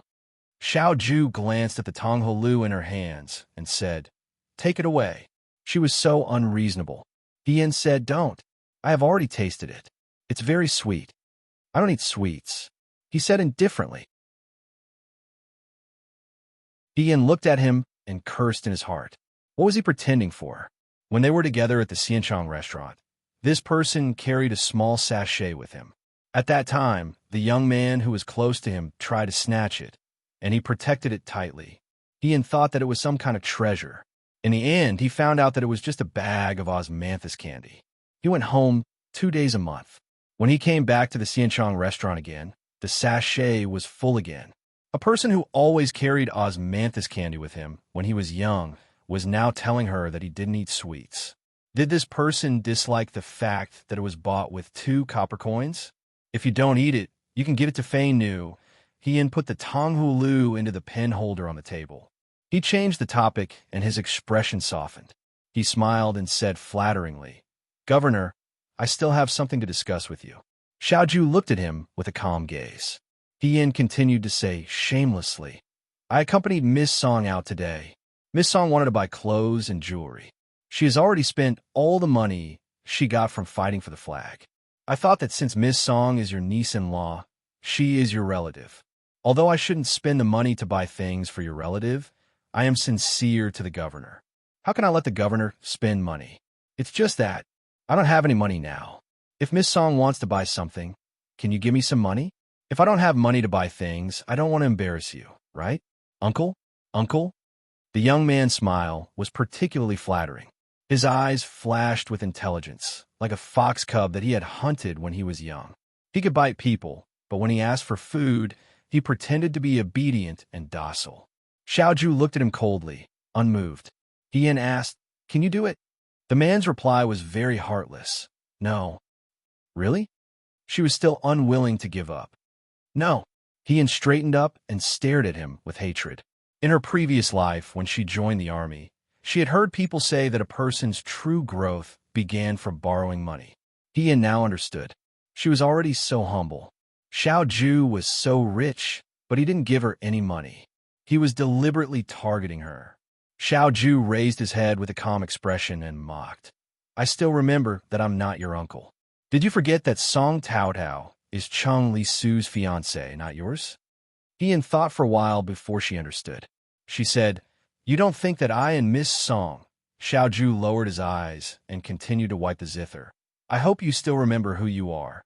He Yin almost cursed it out loud in his heart. Look at what he was saying. Was this something a human would say? Was Xiao Ju afraid that she would steal Cheng Li Su's fiancé? What a joke. If she hadn't taken the initiative to leave home, how could Cheng Li Su have this fiancé? Also, Xiao Ju wanted to be her uncle. Did he know that she wanted to be his sister-in-law? She didn't want to be his wife, so what did he know? He Yin was angry in her heart. She put on a fake smile and said, "Of course I remember who I am. I'm a Yin who won first place in the Liangzhou guard competition." She emphasized the word first place and said, "If the commander-in-chief doesn't want to give me money, then forget it." She turned to leave, but suddenly remembered something. She turned around and grabbed the tongholu on the table. "Since the commander-in-chief doesn't like to eat sweets, I'll take this tongholu and eat it myself."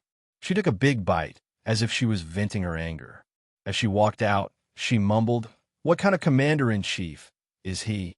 He's just a stingy miser." Xiao Fei Nu, who was outside, happened to hear this when he came in. He looked at Yan's back and closed the door in confusion. Xiao looked up at him. "Young master, it's nothing," Xiao interrupted him. "Did you get anything today?" Fei Nu shook his head. Yan has been accompanying Miss Song. He didn't do anything today. He just strolled around the streets and drank tea. He didn't meet anyone. Xiao nodded.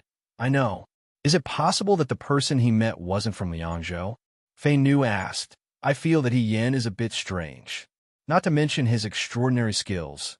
He was a new recruit, but he knew how to set up a race. However, he didn't get caught. It could be seen that his attitude toward Xiao was extremely bold. Ordinary people wouldn't be like this, right? He's by my side. I won't make any mistakes. Tell Chi Wu to come here and pick him up." "Young master, do you want Chi Wu to accompany Miss Song?" Fei Nu asked. Xiao nodded. "Yuan Baozhen is about to arrive in Liangzhou. It's not suitable for Song Tao to travel with him. There are no good meetings and no good feasts," he said calmly. "We have to be fully prepared." Fei Nu replied, "I understand." The next few days were very comfortable. Song Tao's hand hadn't fully recovered from the first day of strolling around. She was too lazy to go out these days. Xiao and Fei Nu were often absent during the day. He didn't want to leave Song Tao alone at the inn, so he could only accompany her. The little girl was easy to coax. He casually told her about the strange people and strange things he met in the army. She listened very seriously. When she was tired of listening, she casually ate downstairs at the inn. The day passed quickly. Yan herself really wanted to go out with Xiao and the others and ask around for some information, but they didn't bring her along at all. It was obvious that they wanted to exclude her. After a few times, Yan was also a person who knew her own limits and was too lazy to go forward. This trip to Liangzhou wasn't worth it. His only hope was that imperial censor, Yuan Baozhen. Yan had never looked forward to someone's arrival so much. Fortunately, after 3 days, Imperial Censor Yuan finally arrived in Liangzhou City. This morning, Fei Nu brought someone over. This young man was also dressed like a guard. His name was Chi Wu, and he should be Xiao's confidant. He came over to take Song Tao away. "You can't stay here for the time being. Chi will send you to a safe place. I'll come to pick you up after the matter in Liangzhou is settled," Xiao said. Song Tao looked at Yan, then, "Young master, Chen won't come with me?" The others immediately looked at Yan, especially Xiao. Her eyes were extremely cold. Yan instantly understood the meaning of, "You have to deal with your own problems." She could only stand up and smile at Song Tao. "I have to do something with second young master Xiao, so I can't accompany you for now. Don't worry this. Chi Wu will protect you." "What is it? Is it dangerous?" Song Tao asked again. Yan was embarrassed, but also touched. He didn't dote on this child for nothing. She even knew to ask if it was dangerous.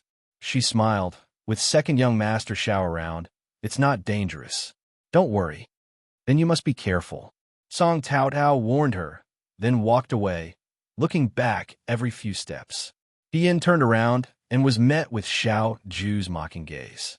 She said, "I really didn't do anything." Xiao turned around and left. Yan hurriedly chased after her. "Uncle, don't be angry. Although Miss Song only asked if it was safe for me and not you, it wasn't because she thought you were cold and unapproachable. I'm kind, gentle, and likable. Please don't take it to heart." "Shut up." Xiao stopped and looked at her from head to toe. He sneered. "If you have time to talk nonsense, why don't you think about how to not be exposed at the banquet? Cheng Li Su is still the young master of the Yu Si Nailang's residence. And you," he looked at her meaningfully, "can you act like it?" After saying this, he left without looking back. Yan was stunned for a moment before she realized that this person was mocking her again. She shouted at Xiao Ju's back. "What's wrong with you, see nailing?" In the end, she was also the young master of the He family, who wasn't official. She had pretended to be the young master of a rich family for so many years. What couldn't she pretend to be? Tonight, she must make Xiao Ju look at her in a different light. At the Liangzhou city gate, a carriage stood out among the crowd. This carriage was very luxuriously decorated. Even the outside was embroidered with a large mountain and river painting. There was also a white crane in the grass. The white crane's eyes were made of black crystal. It was very exquisite and interesting. Someone lifted the curtain of the carriage and looked outside. After a while, the curtain was put back down. Yuan Baozhen covered his nose with a handkerchief and said, "The wind in this Liangzhou city is really strong. It's much worse than the capital." He was now in his 40s. In fact, he was about the same age as Sun Xiangfu. Compared to Sun Xiangfu, he took good care of himself. His clothes were neat and tidy. His face was white and beardless. When he spoke, there was a hint of a smile. He looked very amiable. "Say, Xiao Ju coming to this place, isn't he asking for trouble?" he asked the person next to him. Next to him sat a person who looked like a guard. His appearance was mediocre and his body was thin. If it wasn't for the thick calluses between his thumb and index finger, others would think that he was just an ordinary servant. "I don't know," the guard replied. "Forget it. Since I'm going to see him today, I'll ask him myself." Yuan Baozhen smiled. "Hey, is the Sun family coming?" Sun Xiangfu had personally come to welcome him. A satisfied smile appeared on Yuan Baozhen's face. "Not bad, not bad. Magistrate Sun is very polite." Sun Xiangfu looked at the carriage that had stopped and wiped the sweat off his forehead. Originally, when the imperial censor came to Liangzhou, although he couldn't neglect him, he didn't need to welcome him at the city gates. However, he had already offended Xiao Ju. If he offended Yuan Baozhen as well, he wouldn't have any chance of survival. He still hoped that Yuan Baozhen would back him up and make Xiao Ju suffer a little. Naturally, he had to use all his efforts to please the person in front of him. When Yuan Baozhen got off the carriage, Sun Xiangfu went up to him and cupped his hands. "Lord Yuan, please forgive me for not going out to welcome you." "Don't mention it." Yuan Baozhen smiled amiably. "I feel that Lord Sun is very friendly." "Lord Sun, you don't have to be so polite." The two of them chatted for a while before Sun Xiangfu said, "If that's the case, please come to my residence to rest." Yuan Baozhen had come to Liangzhou to temporarily stay at the Sun estate. The two of them then boarded the carriage that Sun Xiangfu had prepared. Inside the carriage, Yuan Baozhen asked, "I heard that the Right Army's commander-in-chief has arrived in Liangzhou. Is he in your residence right now?" Military Governor Xiao is temporarily staying at an inn in Liangzhou City. He said that he has important matters to attend to. He just arrived tonight. Speaking of which, this official has something that I need Lord Yuan's help with. Yuan Baozhen's eyes flickered, but his smile remained the same as before. He only asked, "Magistrate Sun, what is troubling you?" "It's the matter of Military Governor Xiao. My unfilial son accidentally offended Military Governor Zhao's nephew. I'm afraid that Military Governor Xiao will resent me because of this. Since I prepared a banquet to welcome Lord Yuan, I hope that Lord Yuan can mediate and resolve this misunderstanding." Sun Xiangfu's face was full of shame.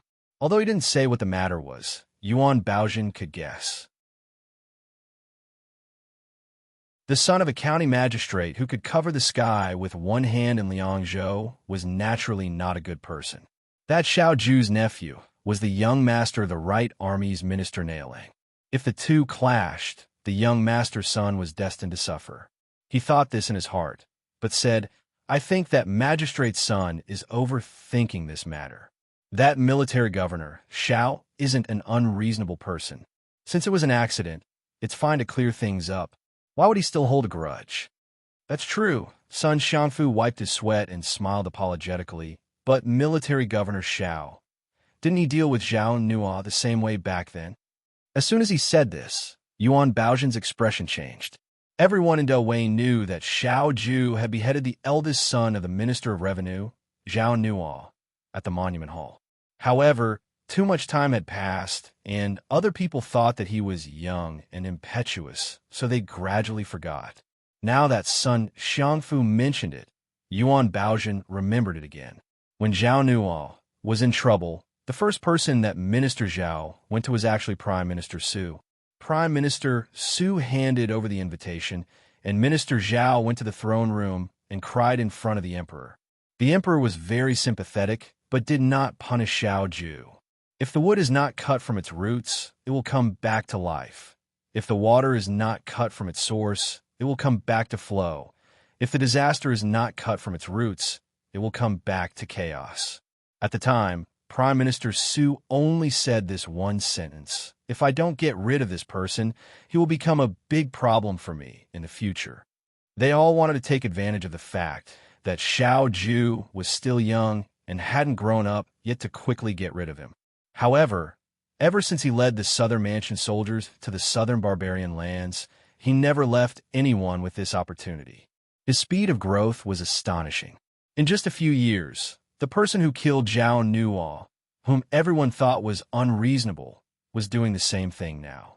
Others would think it was normal. This was the result of Xiao Ju's efforts in these few years. He was much more powerful than Xiao Zhongwu and much younger. Darren Yuan? Seeing Yuan Baozhen's strange expression and silence, Sun Xiangfu did not understand and asked anxiously, "It's nothing, I just thought of something else." Yuan Baozhen smiled. "Since Military Governor Xiao has come to the banquet tonight, I will speak to him for you. However, I don't know the temperament of Military Governor Xiao. If he does not listen to me, don't blame him." No. Sun Xiangfu was moved to tears. "I am already very happy that Darren Yuan is willing to speak." Yuan Baozhen smiled and shook his head. His thoughts had already flown to other places. No matter how powerful Xiao Ju was, he came to Liangzhou this time to get rid of this big problem for Prime Minister Su. He hoped that everything would go well. In the evening, he was going to go out with Xiao Ju. They were going to Sun Xiangfu's residence, so they had to send Song Taotao away. Otherwise, if Sun Ling saw Song Taotao, or if Song Taotao saw Sun Ling, something might go wrong. Because they were going to the banquet, He deliberately changed into a very Chung Li-su robe. It was a honey-colored robe with a red carp embroidered on the corner. Chung Li-su looked cute and innocent in this robe, but Yin looked different in it. He looked brighter and more open, but he was still a handsome young man. She picked a hairpin of the same color and stuck it in her hair. She did not forget to pick up the folding fan and held it in front of her chest. When she looked at the person in the bronze mirror, she was very satisfied. After tidying up, Yin stepped out of the door. As soon as he stepped out, he saw Xiao Ju standing at the door. He had also changed into a different robe. It was a dark blue robe with 2 cranes. He did not wear a golden crown today. Only a red sandalwood hairpin was inserted. It looked simple, but if one looked carefully, the material and embroidery were of high quality. He was born exceptionally handsome, and with such attire, he lost some of his aloofness and gained a trace of elegance. He was indeed a noble and elegant young master. Yin thought that the bright and beautiful young man had finally grown into such a handsome young man. He did not seem to have changed, but at the same time, he seemed to be completely different from before. Xiao Ju turned sideways and met Yin's slightly dazed gaze. He smiled and said, "Wipe your saliva clean."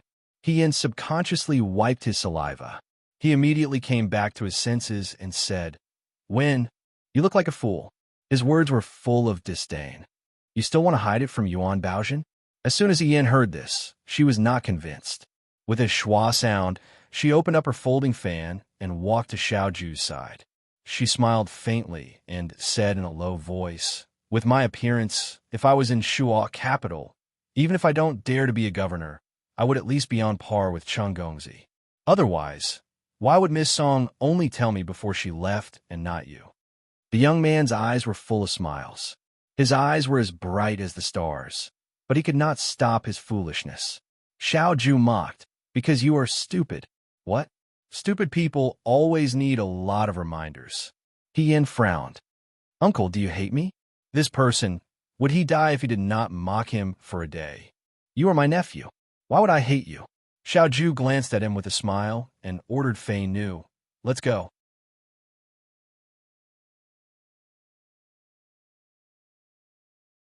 Chapter 94.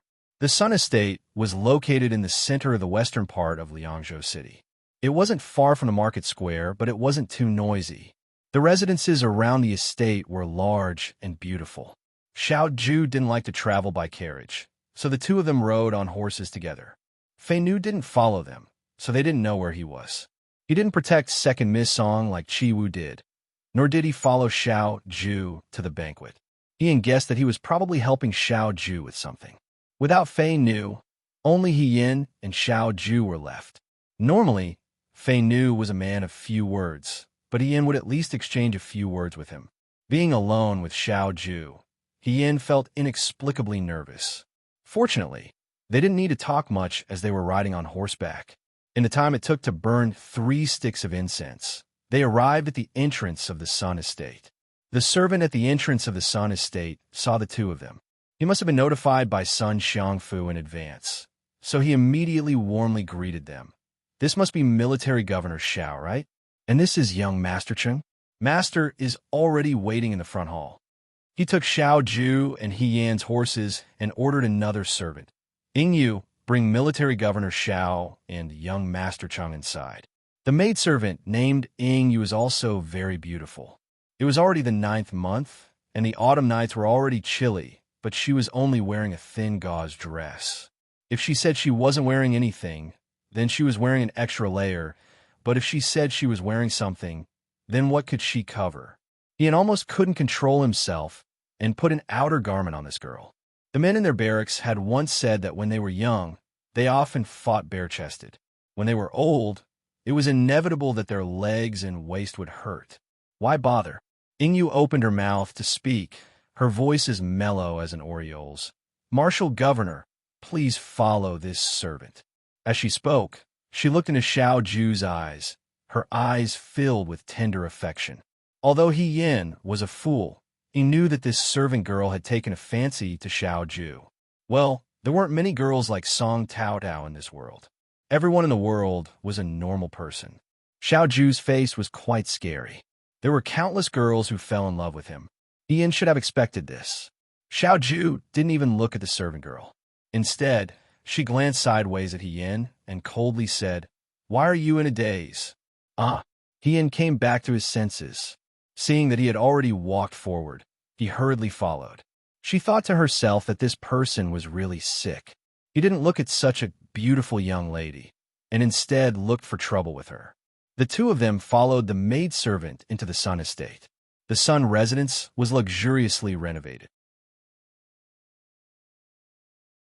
He Yin had seen the residences of the officials in the capital, but they were just so. Although the He family couldn't be compared to the Xiao family, they were still considered officials in the capital. The Sun Estate was actually comparable to the He families. However, this wasn't the capital but Liangzhou.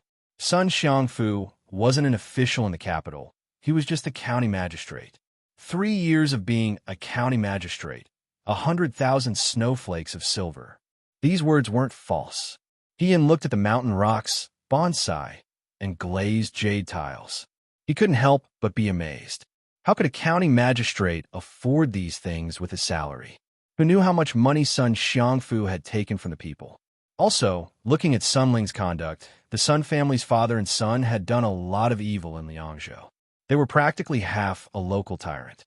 She thought to herself, but she didn't know that her appearance was also seen by the person beside her.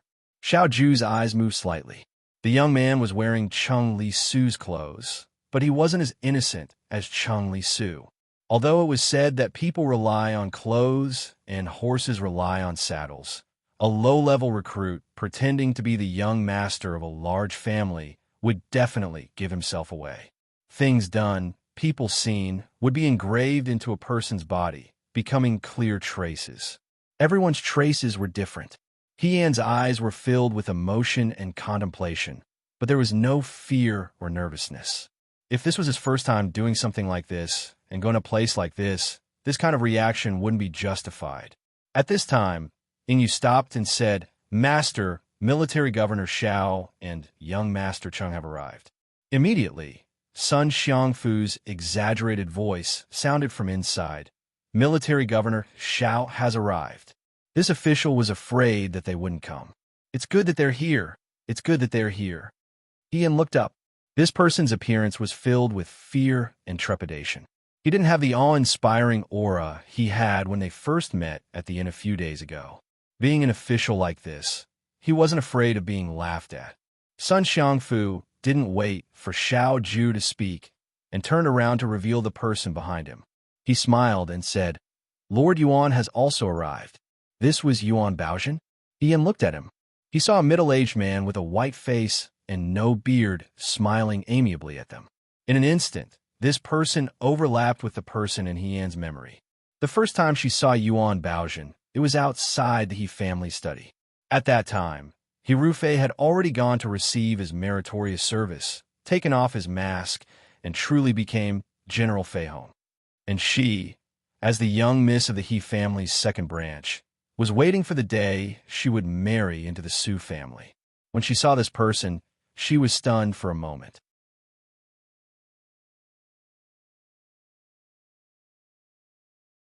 Ian saw that the two of them were singing the same tune and did not even ask for Xiao Ju's opinion before finishing the show. He knew that the two of them must have discussed this beforehand. This Yuan Baozhen seemed to be the same type of person as Sun Xiangfu. How could someone who could be so close to He Rufei be a kind person? Sun Ling seemed to have been waiting outside the hall. Not long after he finished speaking, he came in with the servant. As soon as he came in, he knelt down in front of Xiao Ju. Ian almost bit his own tongue. This person used to be arrogant and insufferably arrogant.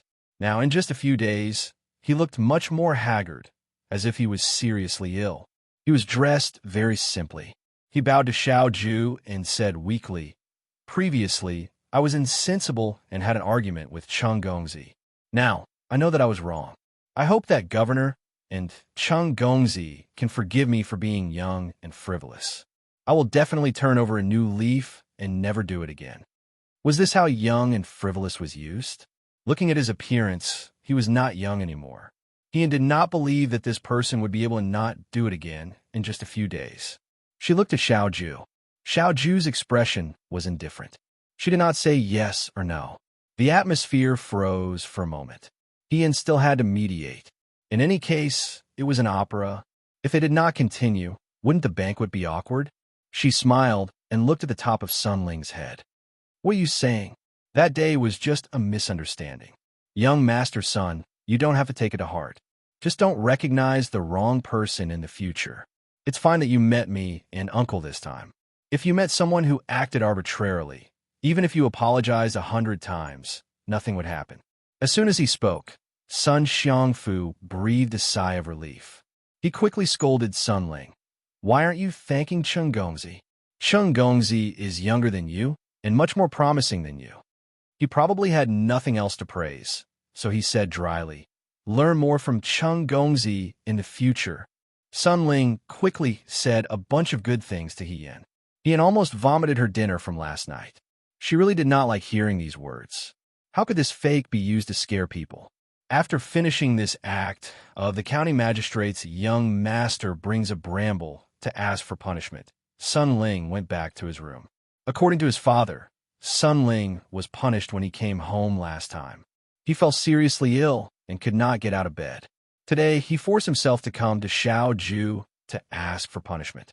Now that he had done so, he had to go back to bed. Ian smiled and said, "Young Master Sun, go quickly. Don't hurt yourself." He was afraid that something bad would happen at the banquet. After all, his son looked like a troublemaker. After Sun Ling left, Sun Xiangfu said, "Military Governor Xiao, please take a seat." "Young Master Cheng, please take a seat. When the sky turns dark, there will be singing and dancing in the residence. At that time, we can enter the banquet and enjoy the dance." Ian sat down next to Xiao Ju. After that, it was Sun Xiangfu who did all the talking. There was nothing special about the conversation. It was nothing more than asking He Yin and Xiao Ju if they were used to living in Liangzhou City. The weather in Liangzhou City recently. In the end, it was just some meaningless small talk. Hien's thoughts were always on Yuan Baozhen. Yuan Baozhen and he Rufei could be considered friends, right? At least, she had seen Yuan Baozhen enter and leave the He residence more than once. Moreover, he did not seem to be acquaintances with He Yuansheng and his son. Then, did He Rufei know that Yuan Baozhen was coming to Liangzhou City this time? He must have known. If they were good friends, perhaps they would bid each other farewell before leaving. Then, Yuan Baozhen should know about the He residence's situation and He Rufei's plans for the next few days. However, how could Yuan Baozhen say so much to her, Cheng Lisu? Hien was lost in her thoughts and forgot to hide her gaze. Yuan Baozhen was not an ordinary person. He glanced around and noticed that Hien had been staring at him. He did not say anything and continued to listen to Sun Xiangfu's conversation with a smile. Occasionally, he would say a few words. At first glance, he looked very normal. After a while, the sky was completely dark. Sun Xiangfu stood up and said with a smile, "I think it's about time. Let's go to the main hall to enjoy the banquet." Of course, there was no objection. Sun Xiangfu walked in the front and led the way. Hien and Xiao Zhu followed behind. Yuan Baozhen was on her right. Hien thought about He Rufei and could not help but look at Yuan Baozhen. Just as she was thinking about this, Yuan Baozhen suddenly turned his head around. He was an official and was very shrewd. At this moment, he was no longer smiling. His pair of eyes flashed with a frightening light. It was really frightening. He actually caught Hien red-handed. Hien was shocked. She had been discovered. Before she could say anything, she felt her arm being gently pulled. The next moment, a person stood in front of her. Xiao Zhu's cold voice fell in her ears. "Watch where you're going." She looked over in surprise. Xiao Zhu was taller than her, so Yuan Baozhen's horrifying gaze was completely blocked by him, and he couldn't see anything at all. Xiao Zhu also looked at Yuan Baozhen and smiled. "Lord Yuan, why do you keep staring at my nephew?" Yuan Baozhen was stunned for a moment. Then he smiled and said, "Nothing. You probably saw wrong." He turned around and no longer looked at Hien. It was as if what had just happened was just an insignificant joke. Xiao Zhu continued to walk forward. Hien was stunned for a moment before following her. However, she felt a little strange. Although the words "my nephew" were referring to Cheng Lisu, he was protecting her. She had not felt this kind of protection in a long time. Perhaps she had never felt it before. When they arrived at the main hall, the banquet had already been set up.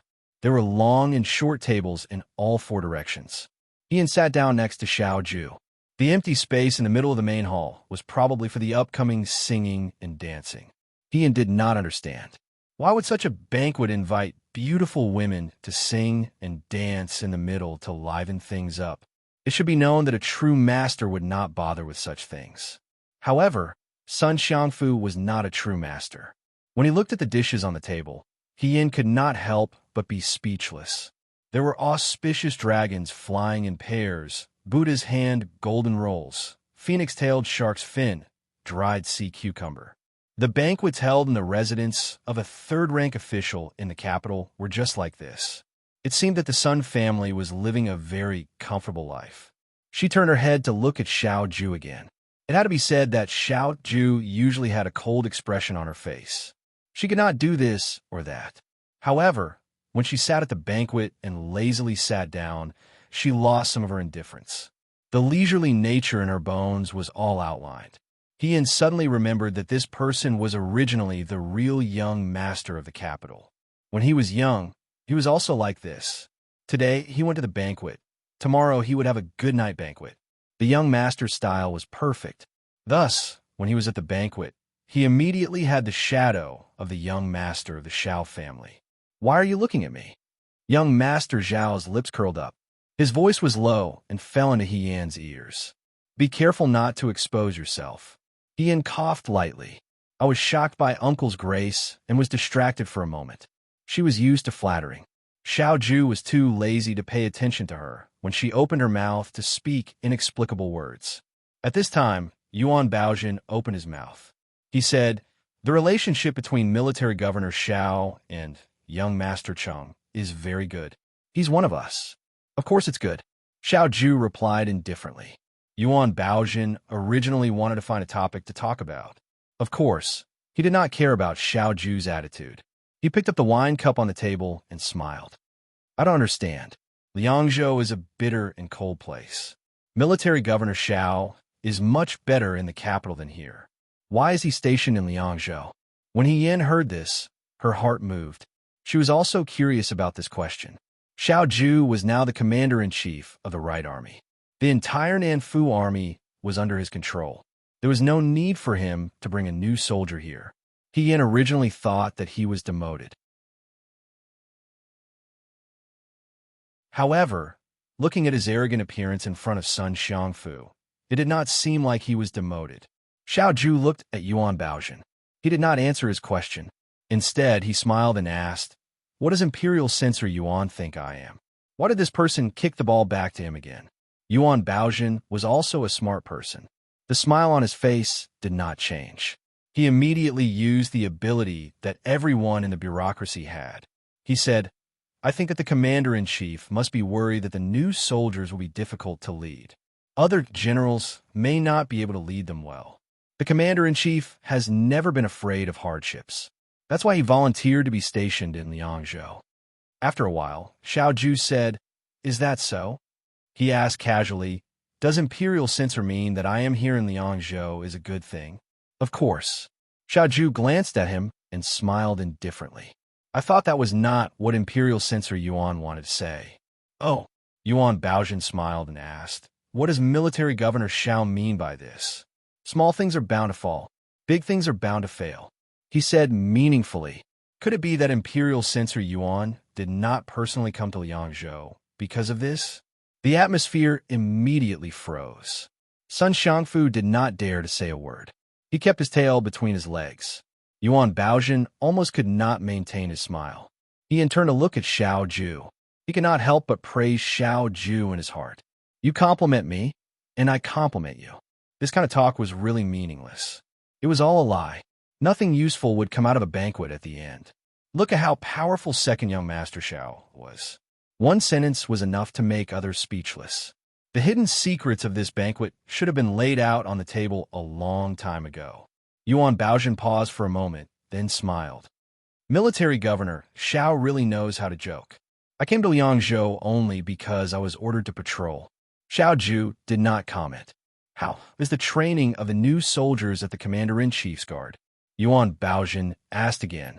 Are there good soldiers and strong formations? Xiao Ju looked at him with a half-smile. This is also one of the tasks of Imperial Censor Yuan's patrol. Although Yuan Baojin had heard of Xiao Ju's reputation in the past and had met him face-to-face, this was the first time they sat down and talked. Thus, for the first time, he truly experienced the arrogance of this young, killing general. No wonder when he killed Zhao Nuo, no matter what he said, it was useless. Just sitting down and talking with this young master was enough to make him physically and mentally exhausted. He could not maintain his usual smile for the first time. He only said, I'm just concerned. I'm afraid Imperial Censor Yuan is not only concerned about the new soldiers of Liangzhou, Xiao Ju said slowly. The South Mansion soldiers and the Nine Flags Battalion.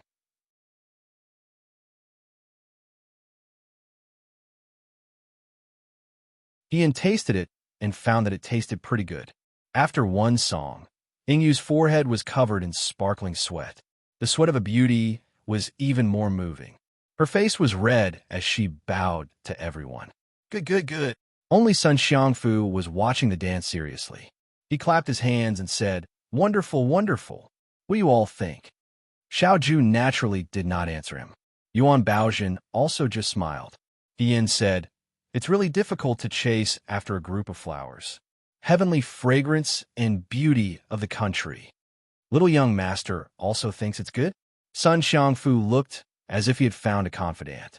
He said, Then how about giving you to young Master Cheng? That would work.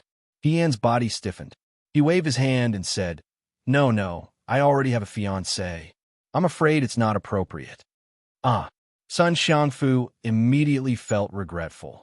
He said, That's a pity. Nowadays, when officials attend banquets, it was fashionable to give beauties to the other party at any time. Was there something wrong with his head? He Yin was still in disbelief when he heard Sun Xiangfu say with a smile, "Ing Yu, then you should go and serve military governor Xiao." He Yin was speechless. She suspected that Wanhua Pavilion was opened by county magistrate Sunday otherwise. Why would his tone and demeanor be so similar to that of a brothel keeper? Even if he was a brothel keeper, he should still have a discerning eye. How could an ordinary person not see that Xiao Ju's entire body was filled with rejection? Some people were blind, but their hearts were as clear as a mirror. Some people were still able to see, but they were already blind. Fortunately, Missing You knew her limits. She did not do anything stupid like touching Xiao Ju's hand. She only stood beside him and served him food. There was also a maidservant beside He Yin, who was serving her food. She raised her head and saw Yuan Baozhen sitting opposite her. The person serving the food behind him was not a maidservant, but a person who looked like an imperial bodyguard. Strange, could it be that he was the one who hated women? He Yin looked at the imperial bodyguard behind him. Originally, he was bored to death, but at first glance, he felt as if his blood was about to freeze. His entire body froze on the spot. The imperial bodyguard was not very tall. In fact, among the imperial bodyguards, he could be considered thin and short. His facial features were also extremely mediocre. When he hid behind Yuan Baozhen, he was almost hidden in the darkness, making it difficult for people to notice him. He had been silent all this time. Ian did not notice him from the moment she saw Yuan Baozhen. Now that she saw him, she felt as if she was struck by lightning. In the blink of an eye, all the dishes on the table disappeared, and the scenery flashed back to that day. She was sitting in the Su residence. Her personal servant served her a bowl of medicinal soup.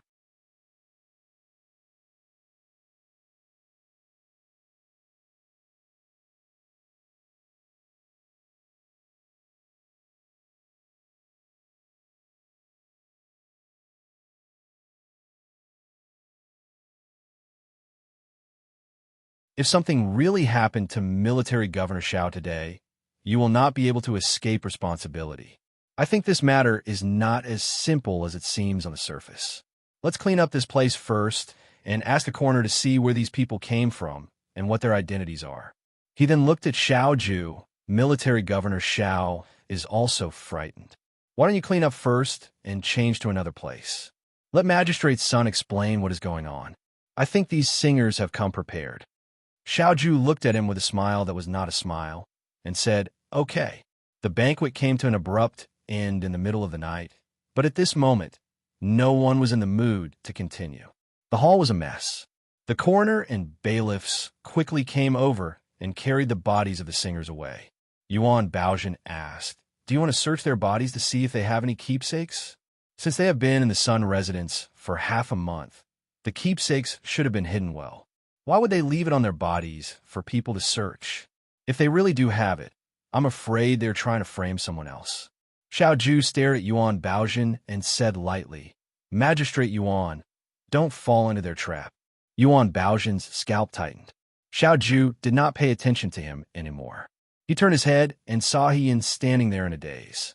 He suddenly remembered that she seemed to have not said anything since just now. Was she frightened? "Why are you standing there in a daze? Let's go," he said to He Yin. As soon as he finished speaking, he felt his sleeve being pulled. "Uncle." The young man raised his head. The smile on his face was gone, and there was a rare trace of nervousness. His gaze was also blank. It fell on his face, as if he was not looking at him. He said, "Just now when the servant rushed over, I pushed you away. He scattered a handful of things on my face. My eyes hurt a little." His voice was small, and it was not as arrogant as before. He was a little flustered. "I think I can't see." The doctors went in one by one and quickly came out. They all looked terrified. Everyone shook their heads and sighed. Xiao Ju's face became more and more gloomy. Sun Xiangfu watched from the side with fear. Who would have thought that Xiao Ju's nephew, the young man who always followed Xiao Ju, would have his eyes injured by an assassin? The doctors could only open his eyelids to take a look. The young man only said that he could not see. There were no godly doctors in Liangzhou City, and all the doctors that could be found were all useless. The powder on the ground had long been blown away by the wind, leaving no trace behind. They did not even know what kind of poison it was, so how could they treat it? Fortunately, only the young man's eyes were injured. The rest of his body was fine. Otherwise, if his life was threatened, the governor would be furious. Governor.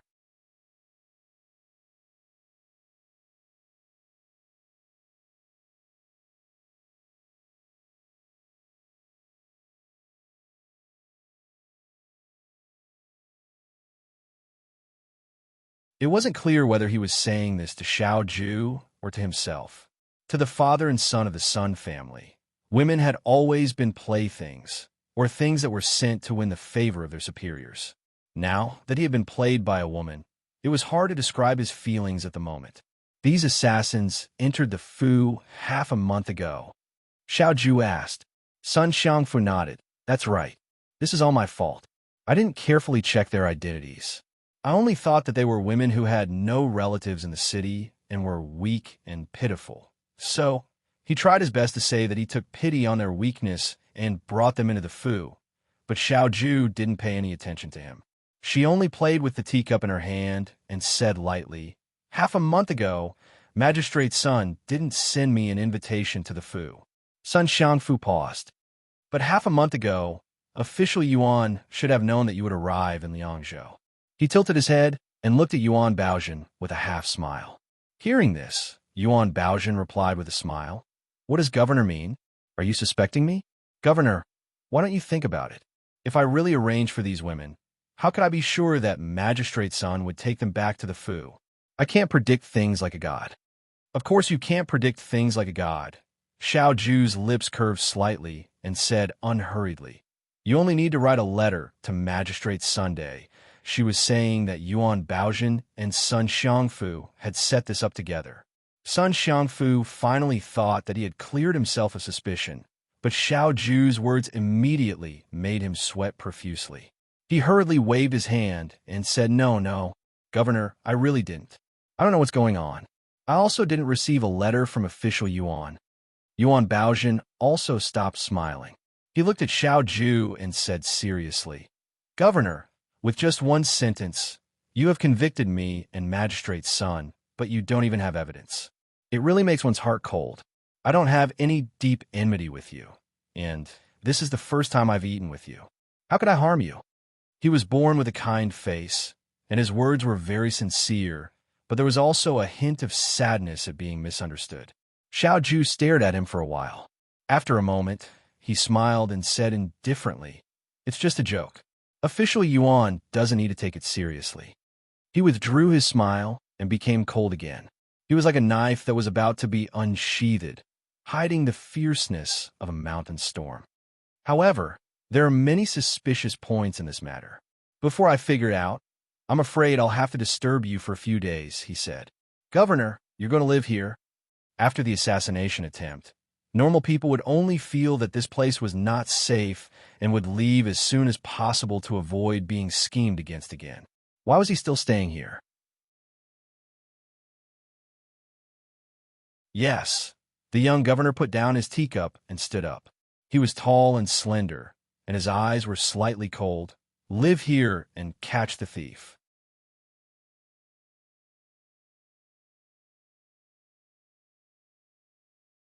Chapter 96.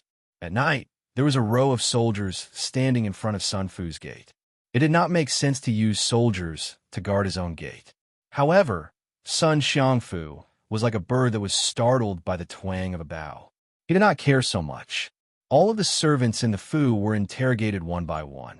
For the time being, nothing suspicious was found. Right Army Governor Xiao Ju and Imperial Censor Yuan Baozhen both lived in the Fu. Sun Xiangfu also noticed the undercurrent under these two's calmness. He sat in the room and sighed. Sun Ling had already learned the whole story from the servants and said, Father, why are you still worried about this? Sun Xiang felt extremely lucky. If you hadn't been so meddlesome and brought those women back to the residence, none of this would have happened.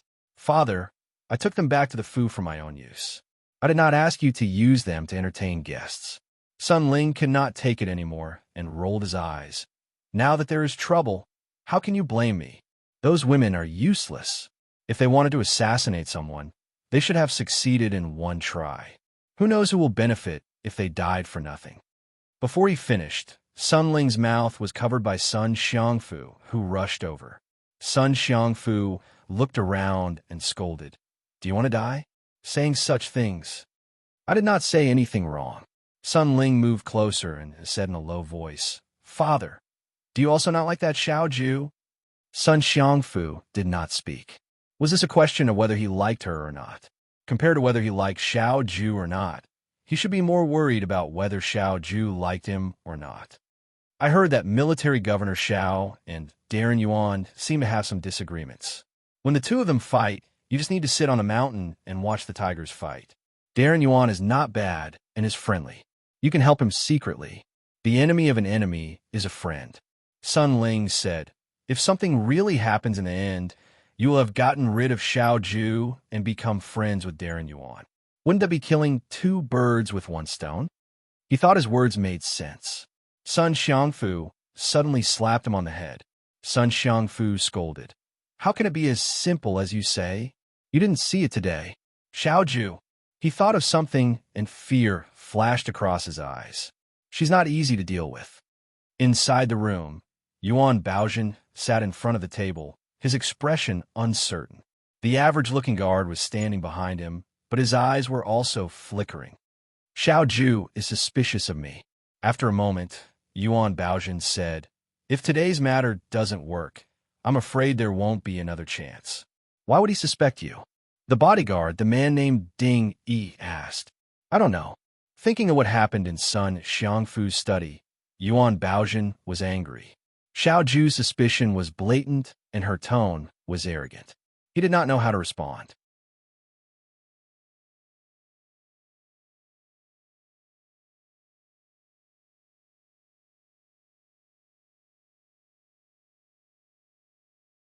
It was as if something flashed through his mind. After a moment, he did not say anything. He only said, "Let's go and eat first." He Yin nodded. Xiao Ju was not here. After Fei Nu and He Yin freshened up, they sat in the room and ate. The food was also bought by Fei Nu in advance. He Yin did not want Fei Nu to help him. He ate very slowly, but his movements were steady. He did not spill the soup. The maids that Sun Xiangfu called were all dismissed. With Xiao Ju as an example, He Yin did not dare to trust any of the maids here. After eating, Fei Nu ordered the maids to clear away the leftovers on the table. He Yin sat alone for less than a moment when someone's voice sounded. The footsteps were very light. If it was not for her excellent hearing, it would be difficult for ordinary people to hear. It was not one person, but two people. Xiao Ju did not need to be like this.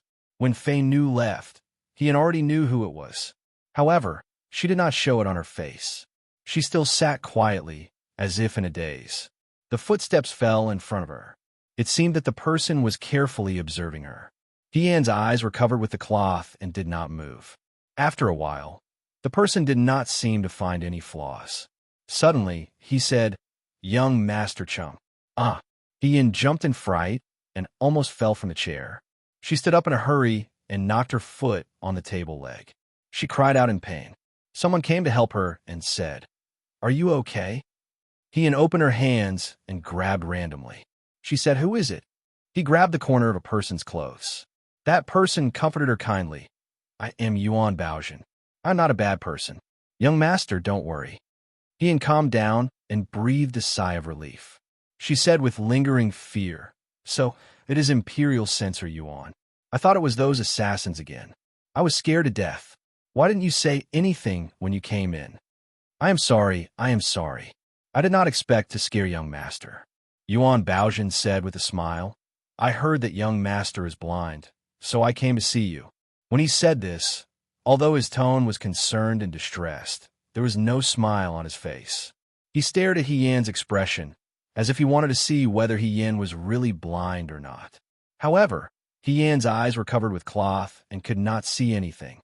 If one could not see a person's eyes, it would be difficult to see through their expressions. His head was leaning to the extreme. Normal people might not be able to notice this, but He Yin could clearly feel it. The person she grabbed was Ding Yi. Yuan Baojin was greedy for life and afraid of accidents, so he would not go forward directly. However, his eyes were like maggots in a tarsal bone. It was hard to ignore. Even so, Hien did not show it at all. She seemed to be a little distressed, but with a youthful indifference she said, "Yes, I can't see now."